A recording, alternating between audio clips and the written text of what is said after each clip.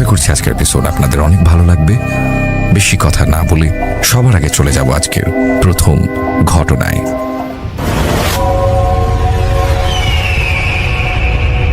আসসালামু আলাইকুম, সকলকে স্বাগত জানাচ্ছি। আমি আফনান। আশা করি সবাই ভালো আছেন, সুস্থ আছেন।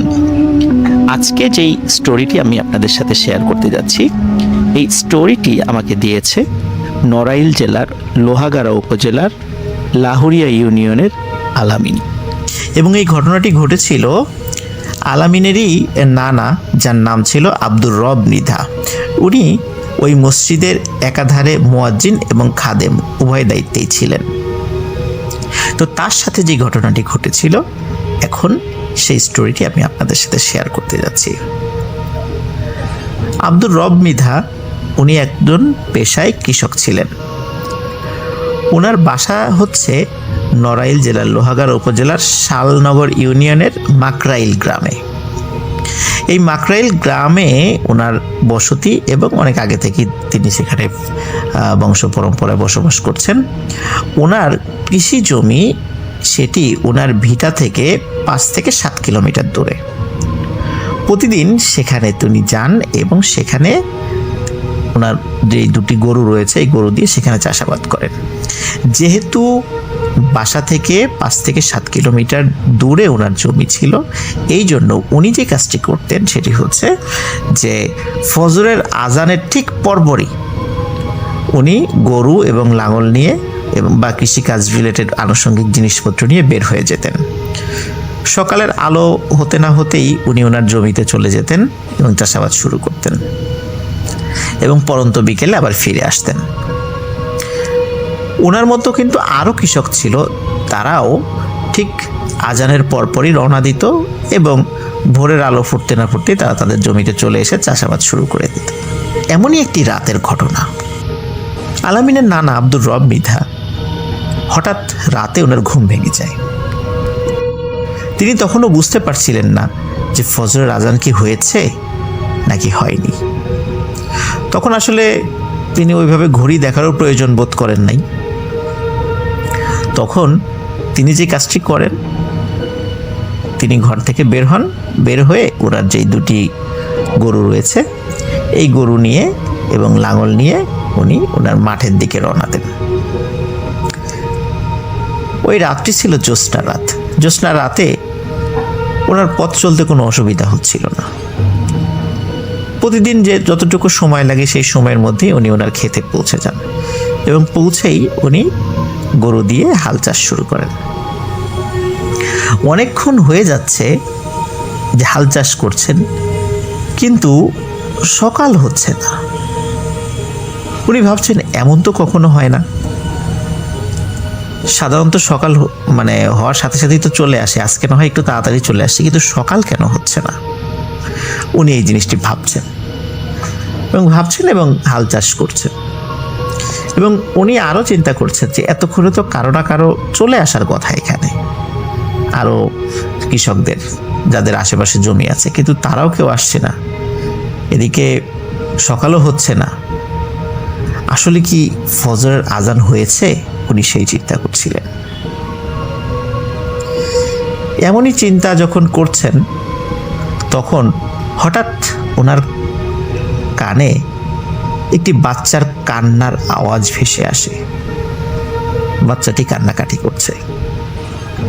উনি চিন্তা করলেন যে কি ব্যাপার, বাচ্চা কান্নাকাটি করছে কোথায়? উনি তাকিয়ে দেখলেন যে ওনার ক্ষেতের পূর্ব দিকে যে আইল আছে, এই আইলের উপরে একজন মহিলা তার কোলে একটি বাচ্চা নিয়ে বসে আছে এবং ওই বাচ্চাটি কান্নাকাটি করছে। উনি চাঁদের আলোতে স্পষ্ট দেখতে পাচ্ছেন বাচ্চা এবং বাচ্চার মাকে। বাচ্চা কাঁদছে এবং বাচ্চার মা বাচ্চাকে সান্ত্বনা দিচ্ছে। ঠিক যেভাবে বাচ্চারা কান্নাকাটি করলে তাদের মা বাচ্চাদেরকে সান্ত্বনা দেয় এবং তাদেরকে থামানোর চেষ্টা করছে যে ও কাঁদো না, কেঁদো না, তোমার বাবা চলে আসবে, কান্নাকাটি করে না, এইরকম শব্দগুলো তারা ওই মহিলা ইউজ করছিল। আলামিনের নানা আব্দুর রব মৃধা অত্যন্ত সাহসী একজন মানুষ ছিলেন। তিনি বুঝতে পেরেছিলেন যে এত রাত্রে এখানে কিন্তু কোনো বাচ্চা সহ মহিলা আসার কথা নয়। নিশ্চয়ই এটি কোনো প্যারানর্মাল ঘটনা হবে।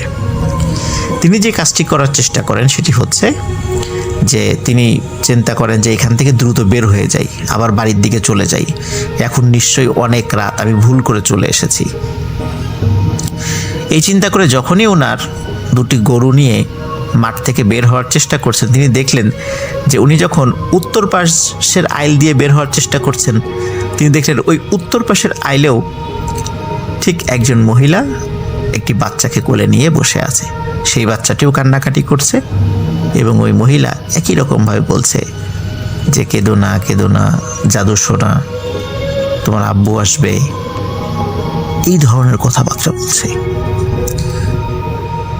তিনি দক্ষিণ দিকের আইল যেখানে আছে সেদিক দিয়ে বের হওয়ার চেষ্টা করলেন। তিনি দেখলেন দক্ষিণ দিকের আইলেও ঠিক একই রকমভাবে বাচ্চা কোলে নিয়ে একজন মহিলা বসে আছে। সেও ঠিক একই কথাই বলছে তার বাচ্চার সাথে। কিন্তু অদ্ভুত ব্যাপার হলো, পশ্চিম দিকের আইল, এখানে কেউ ছিল না। কিন্তু সমস্যা হলো ওই দিক দিয়ে তিনি বের হতেও পারছিলেন না। জমির একটি ভৌগোলিক গঠনগত কারণে ওই দিক দিয়ে আসলে বের হয়ে আসাও সম্ভব না। তিনি এটাও লক্ষ্য করছিলেন যে তিনজন মহিলা বাচ্চা সহ যে বসে আছে তার জমির তিন দিকের আইলের উপরে, এরা কেউ মাঠের মধ্যে আসছে না। তিনি কিন্তু সিগারেট খাওয়ার সিগারেটে খুব আসক্ত ছিলেন। আসলে গ্রামের যারা কৃষক তারা আসলে সিগারেট খান না, যেটা খায় সেটা হলো বিড়ি। তিনি বিড়িতে খুব আসক্ত ছিলেন। ওনার কাছে এক প্যাকেট বিড়ি ছিল, ম্যাচও ছিল। উনি জানতেন যে আগুন জ্বালালে সাধারণত কেউ ক্ষতি করতে পারে না, এই টাইপের প্যারানর্মাল কোনো বিষয়গুলো তাদের ক্ষতি করতে পারে না। এই জন্য তিনি বিড়ি ধরান এবং একটার পর একটা বিড়ি টানতে থাকেন। একটা সময় পর বিড়িগুলো শেষ হয়ে যায়। তখন যেটি কাজটি করেন সেটি হচ্ছে, ওনার যে দুটি গরু নিয়ে এসেছিলেন, এই দুটি গরুর গলায় যে রশি ছিল, সেই রশি দুটি তিনি এক হাতে ধরেন এবং জোরে জোরে দোয়া পড়তে থাকেন। কিছু সময় পর আজানের শব্দ ভেসে আসে দূর মসজিদের মাইক থেকে। আজানের শব্দ আসার পরে আব্দুর রব মৃধা স্পষ্টভাবে দেখতে পান এই তিনজন মহিলা আইলের উপর থেকে উঠে দাঁড়ালো এবং উঠে দাঁড়িয়ে তারা যে দিক থেকে এসেছিল তার উল্টা দিকে হেঁটে চলে যাচ্ছে এবং অদৃশ্য হয়ে যাওয়া না, হাঁটতে হাঁটতে হাঁটতে হাঁটতে চলে যাচ্ছে। এভাবে চোখের আড়াল হয়ে গেল। তার কিছু সময় পরেই আরও কিছু কৃষকরা, তারাও গরু এবং লাঙল নিয়ে তাদের জমিতে চলে আসে। তাদের কাছে তিনি আর কিছু বলেন না, যথারীতি চাষাবাদ করে পরন্ত বিকেলে উনি বাড়িতে ফিরে যান।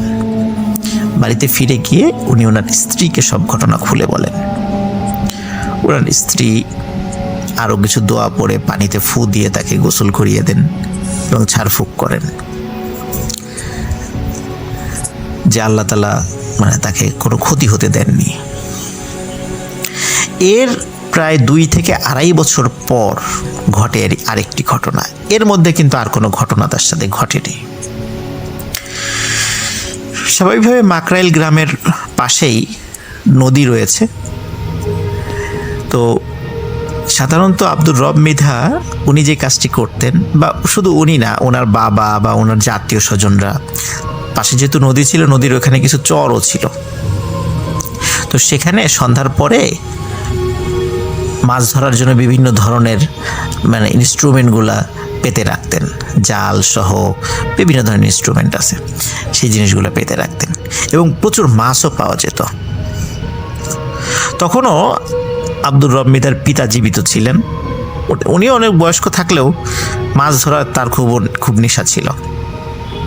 তো আব্দুর রব মৃধা, তার পিতা এবং তার আরও চাচাতো ভাইটাই মিলে তারা মাছ ধরতে যান। ওই রাতও ছিল জ্যোৎস্না রাত। তাদের জালে অনেক মাছ ধরা পড়ে। সাধারণত গ্রামে মাছ রাখার যে ঝুড়িটা এটাকে খালই বলে। দেখা যাচ্ছে এক খালই মাছ হয়ে গেছে। তখন আলামিনের নানা মানে আব্দুর রব মৃধা তাকে তার বাবা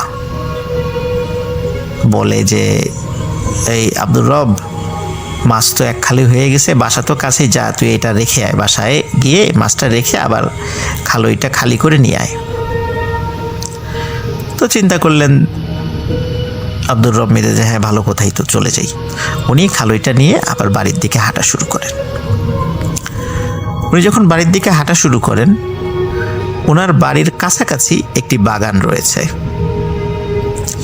ওই বাগানটি পার হয়ে ওনার বাড়িতে আসতে হয়। যখন তিনি বাগানের মধ্যে প্রবেশ করেছেন, হঠাৎ করে পেছন থেকে কেউ বলছে, এই রবে, মাছগুলা দিয়ে যা। আসলে ওনার নাম আব্দুর রব থাকলেও গ্রামের মানুষজন তাকে রবে রবে বলতো, রব না বলে রবে বলতো। তো বলছে, রবে, মাছগুলো দিয়ে যা। তিনি প্রথম দিকে পাত্তা দেয় নাই, হয়তো তিনি চিন্তা করেছেন হয়তো বা শুনতে ভুল করছেন। তিনি হেঁটে যাচ্ছেন, আবার পেছন থেকে ধমক দিয়ে বলছে, এই রবে, তোকে না মাছগুলো দিতে বললাম, মাছ দিয়ে জানালে কিন্তু তোর ক্ষতি হবে। তিনি যে কাজটি করেন, তিনি মাছগুলো নিয়ে জোরে এক দৌড় লাগান। দৌড়াতে দৌড়াতে হঠাৎ উনি দেখতে পান 4-5টি ছায়া তাকে ঘিরে ধরেছে। তখন তিনি বুঝতে পারেন এবার আর তার নিস্তার নেই। ওনার যতক্ষণ জ্ঞান ছিল, পরবর্তীতে উনি যেটা বলেছেন যে উনি শুধু চিৎকার দিয়ে বলতে পেরেছিলেন, এই তোরা কে, কোথায় আসিস, আমাকে এরা ধরে নিয়ে যাচ্ছে। জাস্ট এতটুকু উনি বলতে পেরেছিলেন। এদিকে ওই বাগানের পাশেই আরেকজনের বাড়ি ছিল। ওই ব্যক্তি এই শব্দটি শুনে ফেলে যে আব্দুর রব মৃধা উনি চিৎকার করে এই ধরনের কথা বলেছেন। ওনার নাম ছিল বদিউর রহমান। স্থানীয়ভাবে লোকজন তাকে বদিয়ার বলতো। তো এই বদিয়ার এই শব্দটি শুনে, যেহেতু তার বাড়ি কাছাকাছি ছিল, একদম কাছে ছিল, উনি দ্রুত টর্চ লাইট নিয়ে বের হয়ে আসেন। বের হয়ে এসে আব্দুর রবকে খুঁজতে থাকেন। তিনি কোথাও তাকে দেখতে পান না, কিন্তু যেহেতু চিৎকার করেছেন উনি এত রাত্রে, নিশ্চয়ই কোথাও না কোথাও তিনি আছেন। এই বদিয়ারও খুব সাহসী লোক ছিলেন। তিনি একাই আব্দুর রব মৃধাকে খোঁজার জন্য বের হলেন। যেহেতু নদী কাছেই ছিল, হঠাৎ করে উনি দেখতে পেলেন যে উনি যেদিক দিয়ে খুঁজতে যাচ্ছেন সেখানে একটি গামছা পড়ে আছে। উনি যেহেতু আব্দুর রব মৃধাকে খুব ভালো করে চিনতেন এবং আব্দুর রব মৃধা যে গামছাটি সবসময় সাথে রাখতেন সেই গামছাটিকেও চিনতেন, তিনি বুঝতে পারলেন যে আব্দুর রব মৃধার কোনো বিপদ হয়েছে, নাহলে গামছাটা এখানে পড়ে আছে কেন। তিনি দ্রুত নদীর দিকে আগাতে থাকলেন। নদীর কাছাকাছি যাওয়ার সাথে সাথে উনি এক ধরনের অদ্ভুত গোংরানির আওয়াজ শুনতে পান। তিনি দ্রুত নদীর কাছে গিয়ে দেখেন যে আব্দুর রব মৃধার পা দুটো উপরে এবং মাথা বালির মধ্যে ঢুকিয়ে রেখেছে এবং ওইখান থেকে গোংরানির আওয়াজ আসছে। ওনার দম বন্ধ হয়ে গেছে, হালকা হালকা নিঃশ্বাস ওই বালুর মধ্যে দিয়ে তার নাকে যাচ্ছে, এই জন্য উনি গোংরানির আওয়াজ করছেন। উনি দ্রুত সেখানে যান এবং সেখান থেকে আব্দুর রব মৃধাকে উদ্ধার করে নদীর পানি দিয়ে হাত মুখ ধোন। তিনি খুব অসুস্থ হয়ে পড়েছিলেন এবং আর 1-2 মিনিট পরে হয়তোবা বদিয়ার মিয়া গেলেই আব্দুর রব মৃধাকে মৃত অবস্থায় তাকে দেখতে পেতেন তিনি। যাই হোক, আল্লাহর অশেষ রহমতে আব্দুর রব মৃধা সেখান থেকে উদ্ধার হয় এবং তাকে ওই বদিয়ার আব্দুর রব মৃধার বাড়িতে নিয়ে যান। তখন আরও লোকজন সবাই এগিয়ে আসে যে কি হলো, কারা তাকে অ্যাটাক করেছিল। সবাই আসে, সে দেখে সেই খালইটা শূন্য পড়ে আছে, তার ভিতরে কোনো মাছ নেই, তবে ছড়িয়ে ছিটিয়ে অল্প কিছু মাছ রয়েছে। কোনোটার মাথা খাওয়া, কোনোটার পেট চিরে কোনো মাছ খেয়েছে, কোনোটার লেজ খাওয়া, এরকম কিছু কিছু মাছ চতুর্দিকে অল্প কিছু ছড়িয়ে আছে, আর অন্য কোনো মাছ নেই, শুধু খালইটা পড়ে আছে। এরপরে আব্দুর রব মৃধা দীর্ঘদিন অসুস্থ ছিলেন। তিনি এতটাই ভয় পেয়েছিলেন যে অনেক দিন অসুস্থ ছিলেন। আস্তে আস্তে আল্লাহ তাআলার অশেষ রহমতে তিনি সুস্থতা লাভ করেছেন। এখন যেটা হয় সেটা হচ্ছে যে আব্দুর রব মৃধার স্ত্রী তিনি সেলিম হুজুরের কাছে নিয়ে যান। এই সেলিম হুজুর হচ্ছে সেই হুজুর আমাদের 2 নম্বর স্টোরিতে আপনারা শুনেছিলেন যে যখন রুহুল সর্বশেষ যেই কবরটি খুঁড়েছিল সেটি ছিল সেলিম হুজুরের কবর, এবং কবর খোঁড়ার সময় যে লাশটি রুহুলের হাত চেপে ধরেছিল সেটি হচ্ছে সেই সেলিম হুজুরের ডেড বডি। তো সেলিম হুজুরের কাছে নিয়ে যান। সেলিম হুজুর তাকে দেখেন, দেখে তিনি বলেন যে আসলে আপনি তো ধর্মকর্ম কিছু করেন না, আপনি যদি ধর্মীয় লাইনে চলে আসেন, 5 ওয়াক্ত সালাত আদায় করেন, কোরআন সুন্নাহ অনুযায়ী জীবনযাপন করেন, তাহলে আপনার সাথে যে সমস্যাগুলো হচ্ছে সেগুলো কিছুই হবে না। এবং আপনি রাত বিরেতে যেখানে চলাফেরা করেন না কেন, আল্লাহ চান তো আমি ইনশাল্লাহ ইনশিওর করছি যে আপনার কোনো সমস্যা হবে না, কিন্তু আপনাকে কথা দিতে হবে যে আপনি ধর্মের দিকে ফিরে আসবেন। আব্দুর রব মৃধা তিনি কথা দেন সেলিম হুজুরকে যে হ্যাঁ তিনি ফিরে আসবেন এবং সেলিম হুজুরের সাথেই তিনি উঠা বসা করবেন। তো সেলিম হুজুর উনি ধর্মকর্ম করতেন, উনি কোরআনে হাফেজ ছিলেন, মাওলানা ছিলেন, মাদ্রাসার মুহতামিম ছিলেন, বিভিন্ন জায়গায় যেতেন, ওয়াজ মাহফিল করতেন। তো ওনার সাথে থেকে থেকে আব্দুর রব মৃধাও কোরআন এবং সুন্নাহ বিষয়ক ব্যাপক পাণ্ডিত্য অর্জন করেন এবং মৌলিক যেই জ্ঞানগুলো সেগুলো আল্লাহ তাআলা তাকে অর্জন করার তৌফিক দান করেন ওই সেলিম হুজুরের ওসিলায়। আর ওই যে কবরস্থান যেটি ছিল, ওই কবরস্থানের পাশে যে মসজিদটা ছিল, এই মসজিদেরই খতিব এবং পেশ ইমাম ছিলেন হচ্ছে সেলিম হুজুর। আর ওই মসজিদেরই মুয়াজ্জিন এবং খাদেমের দায়িত্ব দেয়া হয় এই আব্দুর রব মৃধাকে। খুব ভালোই চলছিল। এইভাবে কেটে যায় প্রায় 5 থেকে 7 বছর।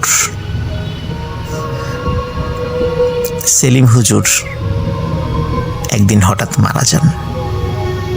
আর তার মৃত্যুর পরপরই কি ঘটনা ঘটেছিল কবরস্থানে সেটা আমরা দ্বিতীয় স্টোরিতে শুনেছি।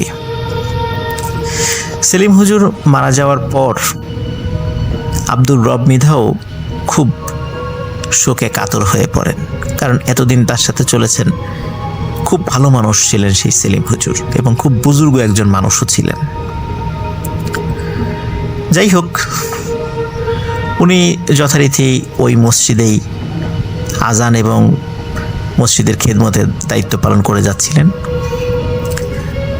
কোনো এক রাতে হঠাৎ আব্দুর রব মৃধা উনি ওনার পাশে থাকা যে অ্যালার্ম ঘড়িটি ছিল টেবিলের পাশে রাখা, মানে টেবিল ক্লক যেটাই, আবসা আলোতে রাতের বেলা দেখতে পান যে 5:05 বাজে। ফজরের আজান হচ্ছে 4:30টায় এবং নামাজ হওয়ার কথা ছিল হচ্ছে 5:15-তে।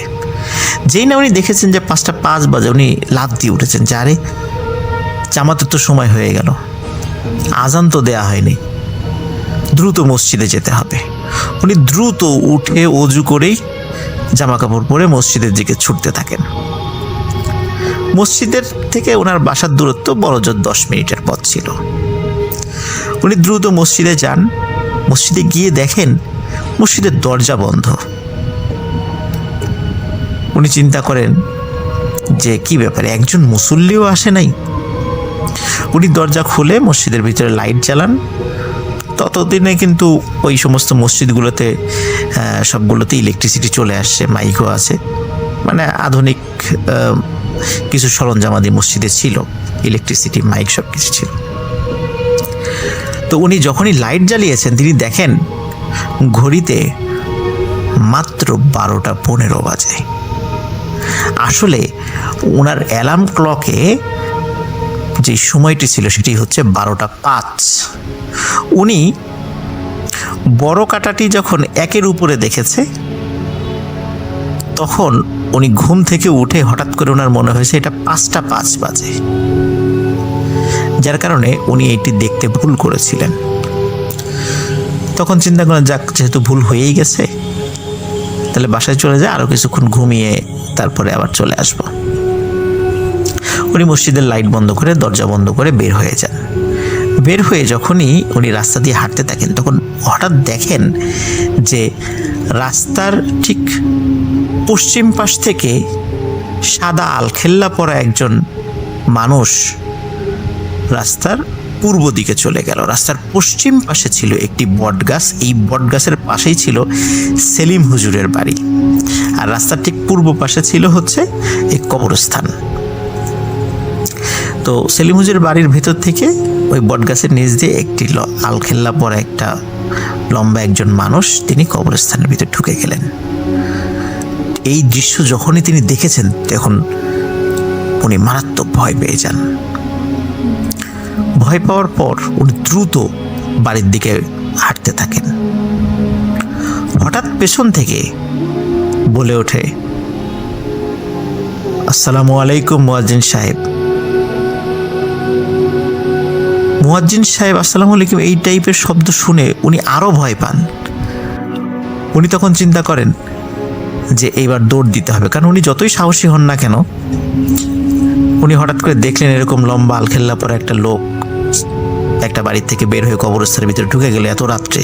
গ্রামে তো এত রাত্রে কেউ কল্পনাই করা যায় না কেউ রাত্রে বাইরে থাকবে। তারপর আবার পেছন থেকে সালাম দিচ্ছে। উনি তো মারাত্মক ভয় পান।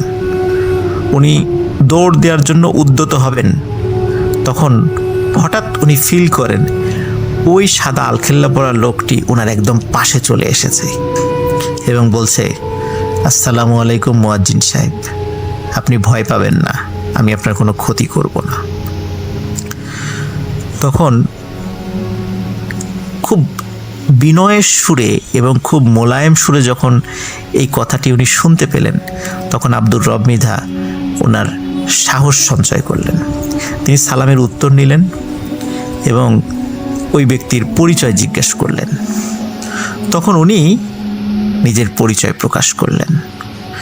উনি বললেন যে আপনি যখন বেশ কিছু সমস্যার সম্মুখীন হয়েছিলেন, তখন যখন সেলিম হুজুরের কাছে এসেছিলেন, তখন সেলিম হুজুর যখন বলেছিল যে আপনি যদি আল্লাহর রাস্তায় ফিরে আসেন, তাহলে এখন যে সমস্যাগুলো হচ্ছে সেগুলো হবে না।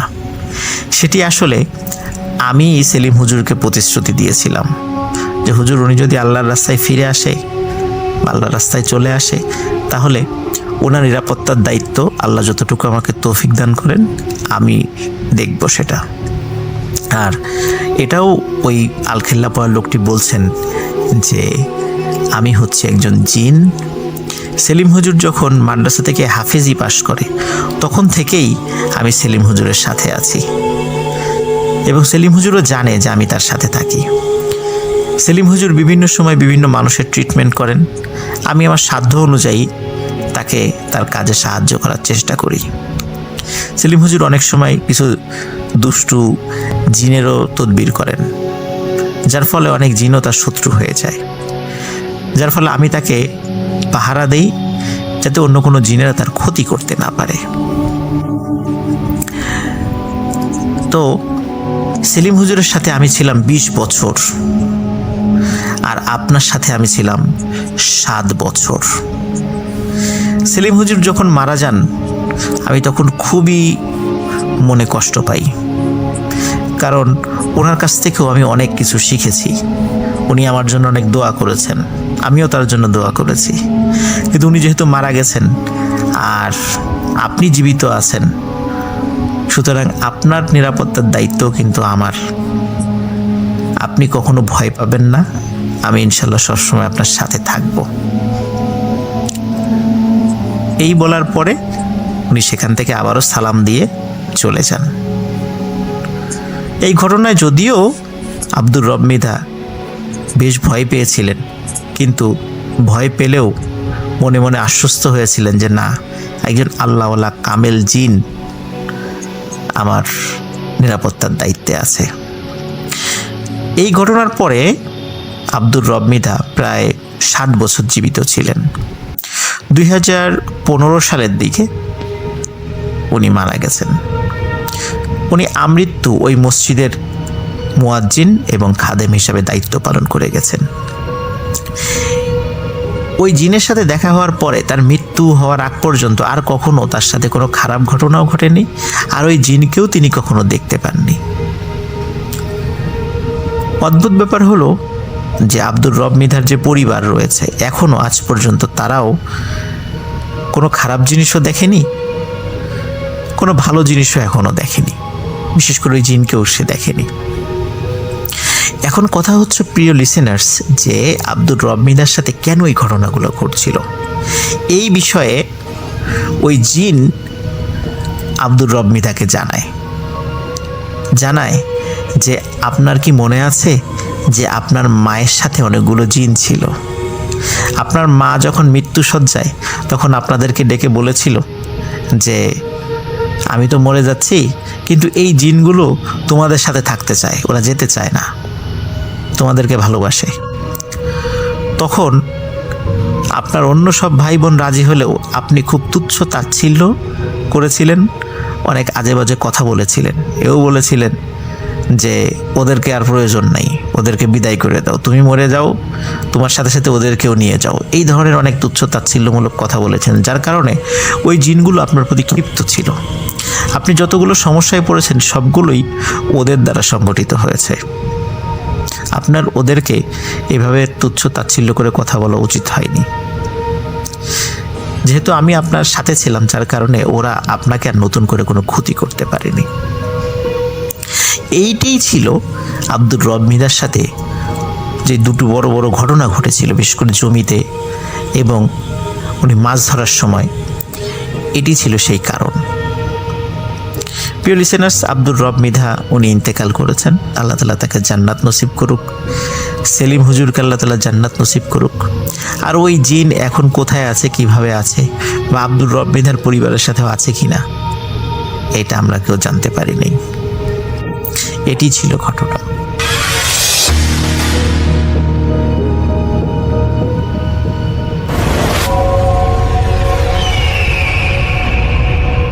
আসসালামু আলাইকুম লিসনার্স, সবাইকে আমন্ত্রণ জানাচ্ছি। আমি ডক্টর আলিফ। আশা করছি আপনারা সবাই ভালো আছেন, সুস্থ আছেন। তো আমি যে ঘটনাটা প্রথমে শুরু করব, সেই ঘটনাটা আমাকে পাঠিয়েছে আমার এক কলিগ বলতে হচ্ছে তিনি যখন একটা মেডিকেল কলেজে ফাইনাল ইয়ারের ছাত্র ছিলেন তখনকার ঘটনা। এটা মেডিকেলের ঘটনা অনেকেই শুনতে যাচ্ছিলেন, তাই আজকের ঘটনাটা আমি শুরু করব মেডিকেলের ঘটনা দিয়ে। সেদিন রাত 11:30 কি 12টা বাজে। আমার কলিগ, ওনার নাম হচ্ছে নাজমুল, এবং উনি যে মেডিকেল কলেজ পাশ সেটা একটা গভর্নমেন্ট মেডিকেল, এবং ওনাদের যে ছাত্রাবাস ছিল বা হোস্টেল ছিল সেখান থেকে ওনাদের ইমার্জেন্সিটা খুব নিকটবর্তী, একদমই কাছাকাছি, দেখা যেত, ইমার্জেন্সিটা দেখা যায় আর কি। তো সেদিন তিনি হোস্টেলে যান নাই এবং তিনি বাইরে বসেছিলেন, ফ্রেন্ডের সাথে আড্ডা মারছিলেন। তো এমন সময় হঠাৎ করে একটা পেশেন্ট আসে এবং অ্যাম্বুলেন্সে করেই আসে। পেশেন্ট মানে বুক খুব ধরপাচ্ছিল, মানে পেশেন্টের বুক খুব কাঁপছিল, সারা শরীর খুব কাঁপছিল, বুকটা বারবার উপরে উঠছে আর নিচে নামছে, মানে শ্বাস নিতে কষ্ট হচ্ছে। পরবর্তীতে জানা গেল পেশেন্ট বিষ খেয়েছে। সে বিষ খেয়ে এখানে নিয়ে এসছে। তো কী কারণে বিষ খেয়েছে, কেন বিষ খেয়েছে সেটা আমাকে তিনি বলেন নাই। তিনি বলেছেন পেশেন্ট এসছে এবং পেশেন্টকে আমরা হসপিটালাইজ করি এবং পরবর্তী সময়ে পেশেন্টের কন্ডিশন দেখে পেশেন্টকে ওয়াশ করা হয়, ভেতর থেকে সব ময়লা আবর্জনা বের করা হয়, যেসব জিনিস খেয়েছে সাথে খাওয়া দাওয়া সবই বের করা হয়। পেশেন্ট একদম দুর্বল ছিল, তো পেশেন্টকে কন্ডিশনও খারাপ ছিল, কারণ বিষ খাওয়ার প্রায় 12 ঘন্টা পর নিয়ে আসা হয়। তো তখন অলমোস্ট বডিতে সব কিছু সিস্টেমে ঢুকে গেছে। তো এইটাগুলো তোয়াক্কা না করে তারা ওয়াশ করে, এবং পেশেন্টের কন্ডিশন খুব আহামরি সমস্যা না, মানে একদম মুমূর্ষ বলা চলে না, তবে পেশেন্টের কন্ডিশন আইসিইউতে নেওয়ার মতো। তো আইসিইউতে যখন, আইসিইউ বলতে পেশেন্টকে কাছাকাছি একটা জায়গা, কাছাকাছি মানে আইসিইউর কাছাকাছি, মানে খুব কেয়ার, ইন্টেন্সিভ কেয়ারের মতোই, কিন্তু ভালো জায়গায় নেওয়া হয় আর কি। ডক্টররা সার্বক্ষণিক তত্ত্বাবধানে আছে, ওনাকে দেখছে কন্ডিশনটা। তো একটা পর্যায়ে যখন মানে ওয়ার্ডে রাউন্ড দিতে হয়, তো স্যারদের সাথে সাথে কন্ডিশন দেখার জন্য স্টুডেন্টদেরকে রাউন্ডে নিয়ে আসা।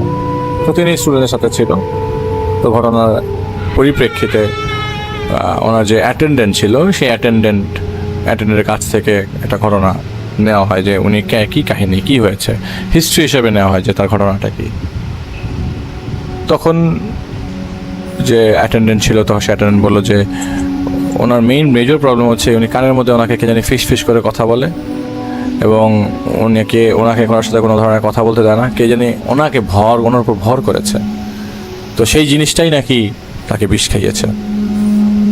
তো এইটা জানার জন্য আর মানে এইটার শোনার পরে ওনার পর কে জানি ভর করেছে, এটা শোনার পরে আমার এক কলিগ খুব ইন্টারেস্ট শো করে যে ওনার ঘটনাটা আসলে আমার একটু জানা দরকার, ওনার বাবা মার সাথে কথা বলা দরকার। ওনার অ্যাটেন্ডেন্ট তো আসলে এতটা বলতে পারবে না। তো ওনার বাবা মা, ওই পেশেন্টের বাবা মা, পেশেন্টের বয়স হচ্ছে 27 বছর বয়স এবং পেশেন্ট একজন মহিলা। তো পেশেন্টকে পরবর্তী সময়ে পেশেন্টের বাবা মার সাথে কথা বলা হয় যে কী কাহিনী, কী ঘটনা, আমাদেরকে একটু বলা যায় কি না। প্রথম এরকম হতো যে পেশেন্ট নাকি কোনোভাবেই পেশেন্টের গার্ডিয়ানদের সাথে বা বাবা মার সাথে ঠিক মতো কথা বলতো না, বিড় করে কথা বলতো সারাক্ষণ ঘরের ভিতরে, এবং মাথা উপর উঠিয়ে রাখতো সারাক্ষণ সিলিংয়ের উপরে। তো পরবর্তী সময় ওনাকে একজন ডাক্তারের কাছে নিয়ে যাওয়া হয়, বা ডাক্তার বলে যে তুমি মানে ডাক্তার ওষুধ দেয় তাকে ঠিক করবার জন্য। তো ওষুধে কোনো ধরনের কাজ হয় না, তো সারাক্ষণ উপরের দিকে তাকিয়ে থাকে, সিলিংয়ের দিকে তাকিয়ে থাকে। তো তার বাবা একদিন তাকে জিজ্ঞেস করেছিল যে তুমি সিলিংয়ের দিকে তাকায় থাকো কেন? তো ওই মেয়েটা বলেছিল যে বাবা দেখো আমার দিকে ও তাকায় আছে, ওই দেখো অপলক দৃষ্টিতে আমার দিকে তাকিয়ে আছে। তো বাবা মা সবতে খুব ভয় পেয়ে যায়, কাহিনী কি। এরকম একটা দিন পরের দিন বলতে হচ্ছে ওই ঘটনার পরবর্তী সময় যখন নজরে আসে যে মেয়ের কন্ডিশনটা, বিড়বিড়ের লেভেলটা বেড়ে যায়, হঠাৎ মেয়েটা খাটের মধ্যে দাঁড়িয়ে যায়, চুপ করে মাথাটা বাঁকিয়ে উপরের দিকে তাকিয়ে থাকে। তো বাবা মা আবার বেডে শোয়ায়, মাথা পানি দেয়, মাথা ঠান্ডা করার ট্রাই করে, কী ঘটনা মা বলো কী ঘটনা।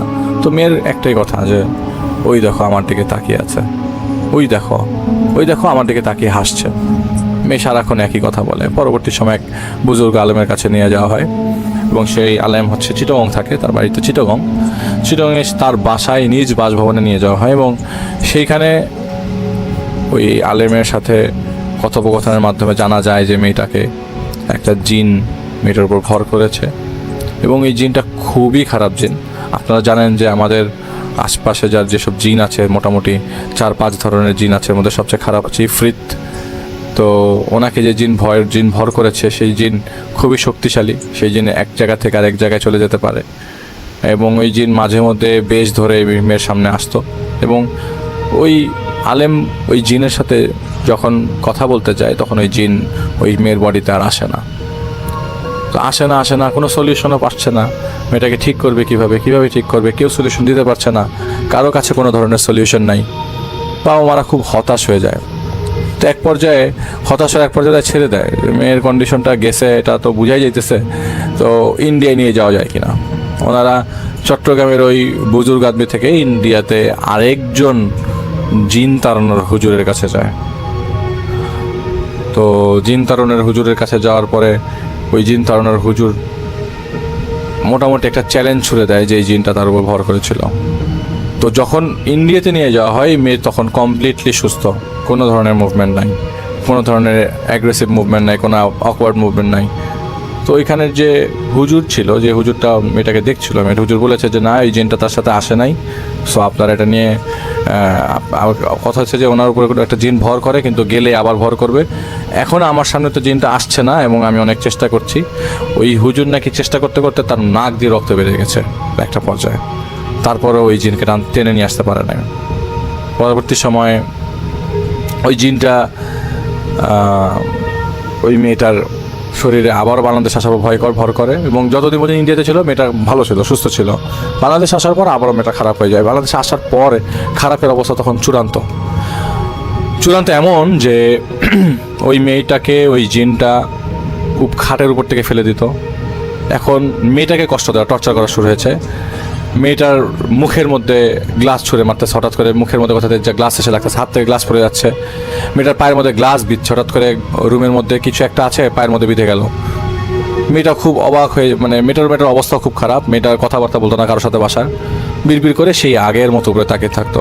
তো বাবা মারা খুব ফ্রাস্ট্রেটেড হয়ে যায়, আসলে কী ঘটনা, তার মেয়ের সাথে আসলে ঘটনাটা কী ঘটছে, এরকম কেন হচ্ছে, এরকম হওয়ার তো কথা না। তার আদরের মেয়ে এবং তার দুই ছেলে বাংলাদেশের বাইরে থাকে, মিডল ইস্টের একটা কান্ট্রিতে জব করে আর কি। তার এক মেয়েই বাংলাদেশে থাকে এবং ওই মেয়েটা পরবর্তী সময়ে যেদিন ঘটনা ঘটে সেদিন হচ্ছে আপনাদের আমি বলি যে ঝড় হলে যে এরকম অবস্থা হয়, বাতাস উঠছে কিন্তু বৃষ্টি হচ্ছে না, প্রচণ্ড বাতাস ছেড়েছে, এমন সময় বাসার ইলেকট্রিসিটি চলে যায়। ওনার মা ওনার বাসায় ওনার রুমে ঢুকে হচ্ছে কমলা কেটে খাওয়াই দেবে, এরকম আর কি। কমলা ছিলে মেয়ের রুমে আসে, মেয়েকে খাইয়ে দিবে, খুব সিম্পল অবস্থা। হঠাৎ করে মেয়ের মাকে ওই মেয়েটা গলা চিপে বসে, গলা চিপতে ধরে মেয়ের মার সামনে মেয়েটা এক বোতল বিষ খায়। এবং ওই বিষটা কোথা থেকে এসে কেউ জানে না। এবং ওই মেয়ে এমনও না যে বাইরে গিয়েছিল বা কিছু একটা, বাইরের থেকে কেউ কিছু আইনেও দেয় নাই মেয়েটাকে, মেয়েটাও বাইরে থেকে কিছু নিয়ে আসে না, কিন্তু মেয়েটা তার মার গলা টিপ দিয়ে বসে এবং একটা পর্যায়ে মেয়ের মার সামনে মেয়েটা বিষ খায়। বিষ খাওয়ার পরে মেয়ের মা অজ্ঞান হয়ে যায়। মেয়ের বাবা আসার পরে দেখে যে মেয়ের বাবা রাত করে আসে, কারণ মেয়ের বাবা ঢাকায় ছিল। ঢাকার থেকে যখন আমি মানে যেই জায়গায় ঘটনা সেই জায়গায় যাওয়ার পরে দেখে যে মেয়ের মা দুইজনই বিছানায় পড়া। মেয়ের মার অবস্থা ভালো না। তো পরবর্তী সময় মেয়ের মাকে নর্মাল করা হয়, কিন্তু মেয়ের মাকে রেখে যে কন্ডিশনটা খারাপ সবচেয়ে, যে মুখ দিয়ে ফেনা বেরিয়ে গেছে, নাক মুখ দিয়ে রক্ত বেরিয়ে গেছে, মেয়েকে নিয়ে হাসপাতালে নিয়ে আসা হয়। এই যে হাসপাতালে নিয়ে আসার ঘটনা বললাম, হাসপাতালে নিয়ে আসার পরে পরবর্তী সময় মেয়েকে ওয়ার্ডে রাউন্ড দিতে একটা পর্যায়ে মেয়ের অবস্থা খারাপ হয়ে যায়। 3 দিন হাসপাতালে থাকার পর মেয়েটাকে আইসিইউতে নেওয়া হয়। আইসিইউতে তখন ওই হসপিটাল থেকে ঢাকাতে শিফট করে দেওয়া হয়। এবং ঢাকায় শিফট করার পর আমার যে কলিগ, তিনি তো ঢাকায় সাথে আসেন না, ঢাকায় তাকে শিফট করে দেওয়া হয়। পরবর্তী সময় ঢাকা মেডিকেল কলেজ হাসপাতালে মেয়েটার মৃত্যু হয়। এটা একটা সুইসাইড কেস এবং নিজের থেকেই করা। মেয়েটার মাকে আগে মেয়েটা অজ্ঞান করে নেয়, তারপরে তিনি সুইসাইড করেন। তো বাবা সেবার ঢাকায় ঢাকায় ছিল বিধায় বাবা কিছুই করতে পারে নাই। রাত তখন 9:30 10টা বাজে, অনেক সময় প্রচণ্ড ঝড়ও হচ্ছিল। এবং এই ঘটনাটা ঘটে হচ্ছে 2006 সালে। 2006 সালের ঘটনা। এবং আমি যে এলাকার ঘটনা বলছি সেটা হচ্ছে ময়মনসিংহের ঘটনা। আর আপনারা বুঝতেই পারছেন যে ময়মনসিংহের ঘটনা অনেক আসছে। তো এটা ছিল আমার ঘটনা এবং আশা করি আপনাদের ঘটনাটা ভালো লেগেছে।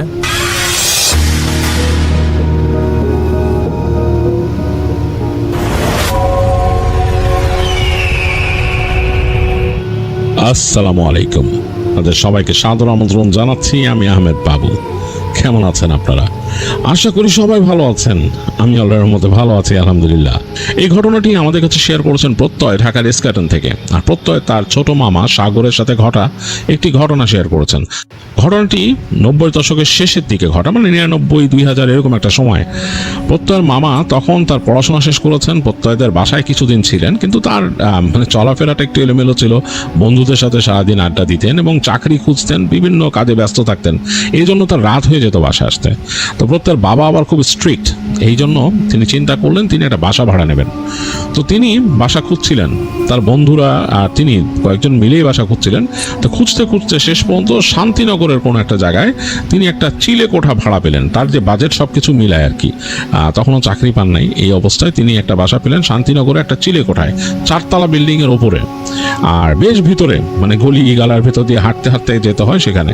তো শান্তিনগরে নেওয়ার কারণ হচ্ছে যে তার বন্ধু বান্ধব বেশিরভাগ থাকতো মতিঝিলে আর কাকরাইল এলাকায়। তো তাদের সাথে আড্ডা দিতে তার সুবিধা হতো, মানে একসাথে তার আড্ডা দিতে। এবং তিনি কিছু মাত্র মিউজিক প্র্যাকটিস করতেন বন্ধুদের সাথে। তো এই কারণে তার ওইটাই ভালো মনে হলো। আর এই বাসাটা মোটামুটি তিনি বেশ একটা বাজেট রেঞ্জে পেয়ে গেছিলেন। বাসা বলাটা ভুল হবে, এটা একটা চিলে কোঠা, মানে এখানে একটা রুম ছাদের উপরে করা, সাথে একটা বাথরুম আর একটা ছোট্ট কিচেনের মতো আছে। তো এটাতে হয়ে যায়, সাগর সাহেবের হয়ে যায়। তো তিনি বেশ পছন্দ করলেন, বাড়িওয়ালার সাথে কথা বললেন, বাড়িওয়ালা তার ব্যাকগ্রাউন্ড নিয়ে কথা বললো। তো তিনি বললেন যে হ্যাঁ তিনি কোন ফ্যামিলি ইত্যাদি ইত্যাদি সব কিছু পরিচয় দেওয়ার পরে বাড়িওয়ালা তাকে ভাড়া দিয়ে দিলেন। তো প্রত্যয়ের মামা বাসার অ্যাডভান্স দেওয়ার পর নিজে একটু রিলিফড হলেন মানসিকভাবে, যে তিনি এখন বাসা নিয়ে ফেলছেন। তো নিজে এখন তিনি কখন বাসায় আসলেন, কি করলেন সব নিজে বুঝবেন। বাড়িওয়ালাকে একটু বলছেন যে আমার মাঝে মাঝে বাসায় আসতে রাত হয়, কারণ বোনের বাসা খাওয়া দাওয়া করে আসবো, তো অনেক সময় রাত হয়ে যেতে পারে, আবার আমি টিউশনই করাই। তো বাড়িওয়ালা বললেন আচ্ছা ঠিক আছে, অসুবিধা নাই, আমি বলে রাখবো, দারোয়ানকে একটু বলে যাবেন যেদিন রাতে আসবেন। তো যাই হোক, বাড়িওয়ালার কাছ থেকে বের হয়ে প্রত্যয়ের মামা তিনি তার বন্ধুকে নিয়ে, 2 বন্ধু ছিল সাথে, তাদেরকে নিয়ে গেলেন যে এই বাসার জন্য জিনিসপত্র কিনতে হবে, মানে তার অ্যাটলিস্ট শোয়ার জন্য খাট লাগবে, একটা টেবিল লাগবে, এগুলা। তো যাই হোক, তাদের নিয়ে তখনই তিনি বের হয়ে গেছেন। তখন অলরেডি দুপুর, মানে প্রায় 12টা। তো গিয়ে ওখান থেকে একটা জায়গায় খাট পেলেন, সেই খাট কিনলেন, তারপরে টেবিল কিনলেন, এগুলো আবার তিনি উঠাই দিলেন ওখানকার ওই ভ্যান গাড়িতে দিয়ে। মোটামুটি ঘোরাঘুরি করে খাওয়া দাওয়া করে বাসা আসছেন বন্ধু নিয়ে। আসার পর কিছুক্ষণ ওয়েট করছেন, বাসাটা দেখতেছেন আর কি। তো বন্ধুরা সিঁড়িতে উঠতে উঠতে বলতেছে প্রত্যয়ের মামালে যে, দোস্ত বাড়ি তো বিশাল পুরান, দেখ কি অবস্থা। মানে এই 4 তলার, মোটামুটি 3 তলার পর থেকে দেখা গেছে যে মানে খুব একটা আর যত্নই নেয়নি তারা। 4 তলা মানে যে 3 তলার পর থেকেই ওই জায়গাটা কেমন, সিঁড়ি ঘর কেমন হয়ে গেছে, সিঁড়িতে মনে হয় খুব একটা উঠে না কেউ। সিঁড়িটা বেশ নোংরা, ছাদে ওঠা সিঁড়িটা ওদিকে, আর প্লাস্টার কাইন্ড অফ মানে ড্যাম খেয়ে গেছে পুরা, আর ছাদের দরজাটা এমনি জাস্ট ভেজানো। তো উঠলো বন্ধুদের নিয়ে, দেখতেছে ছাদটা মোটামুটি ড্যাম হয়ে গেছে এবং ছাদটা বেশ বড়। একটা কোণায়, ডান দিকে একটা কোণায় হচ্ছে সে চিলেকোঠা, এবং সে চিলেকোঠাটা আগেও দেখছে, প্রত্যয় দেখেই তো এটা পছন্দ করছে। তো ঢোকার পর ভেতরে কেমন একটা ব্যবসা টাইপের আবহাওয়া, না কেউ থাকতেছে না, খালি, পুরো খালি। দেখলো যে একটু মাকড়সার জাল টাল হয়েছে। আর বাসার পেছন দিকে গেল বন্ধুদের নিয়ে, যে দেখলো যে ওখানে গাছ, 3টা কাঁঠাল গাছ আর 2টা নারকেল গাছ, এবং বেশ উঁচু উঁচু। ওই কাঁঠাল গাছের বেশ অংশগুলো ছাদের উপর এসে পড়ছে, নারকেল গাছগুলোও এখানে এসে গেছে। নারকেল গাছগুলো ওই 4 তলার ছাদ ছাড়া উঠে গেছে বেশ উপরে, কেমন জানি ঝোপালো টাইপের, নারকেলও ধরে আছে। তো বন্ধুরা বললো, আরে এখানে দাঁড়াবি, দাঁড়ায় নারকেল পাড়বি আর খাবি, বেড়া কি চিন্তা, অসুবিধা নেই, আর আমরা কেউ আইলে আড্ডা দেবো এখানে বসে। তো বন্ধুদের বললো, আচ্ছা দেখা যাক, দেখ কি অবস্থা। বলে কি দোষ, কেমন জানি ছাদটা একটু কেমন জানি মনে হয় যে কেমন ভুতুড়ে টাইপের। তো তখন সাগর তিনিও মনে করলেন যে জায়গাটা যেন একটু কেমন, তার কাছেও একটু গাকাটা দেওয়া লাগলো। তার বন্ধু বললো যে, রাত্রেবেলা তোর ভয় লাগলো না তো একা থাকতে? কারে বেটা রাইতে আর কি, আমি তো আইসা ঘুমামো রাত্রে, আর কি চিন্তা, এখানে অসুবিধা নাই। তো যাই হোক, তারা ওখানে কিছুক্ষণ গল্প গুজব করতে করতে একসময় তাদের ওই মানুষ নিয়ে আসলো খাটটাট, ওগুলো নিয়ে বাসায় এই 3 বন্ধু মিলে সেট আপ করলেন। করার পর সব কিছু গোছায় দিলেন, পরিষ্কার পরিচ্ছন্ন করলেন বন্ধুরা মিলে। তো মোটামুটি একটা থাকার এনভায়রনমেন্ট তৈরি হলো। হওয়ার পর তিনি বের হয়ে গেলেন বন্ধুদের নিয়ে, যে তাদের মতো ওই যে খাওয়া দাওয়া, ঘোরাফেরা, তাদের আড্ডা, সব কিছু করলেন। করতে করতে রাত হয়ে গেছে। তার মামা মাঝে মাঝে ওই তাদের ফ্রেন্ডদের একটা ব্যান্ড ছিল, সেখানে গান গাইতেন আর কি। তো ওইখানেও গেছিলেন। তখন তো ফিরতে ফিরতে রাত হয়ে গেছে, বেশ রাত। তো তিনি আর তার এক বন্ধু আসতেছিলেন। তো তারা পুরান ঢাকার এক জায়গায় বসে রাত্রেবেলা খাওয়া দাওয়া করলেন হোটেলে, খেয়ে তিনি বাসার দিকে আসা শুরু করলেন। তো এইদিকে তো আর রাত্রেবেলা আসেন নাই, পুরা শুনশান রাস্তা, নীরব হয়ে গেছে রাত্রেবেলা। রিক্সা যখন ঢুকলো শান্তিনগরে, যেই গলি দিয়ে আসতেছেন ওই গলিও মানে একদম নীরব, মানে খাখা করতেছে, রাত্রে আর কোনো রিক্সা বা কিচ্ছু নাই।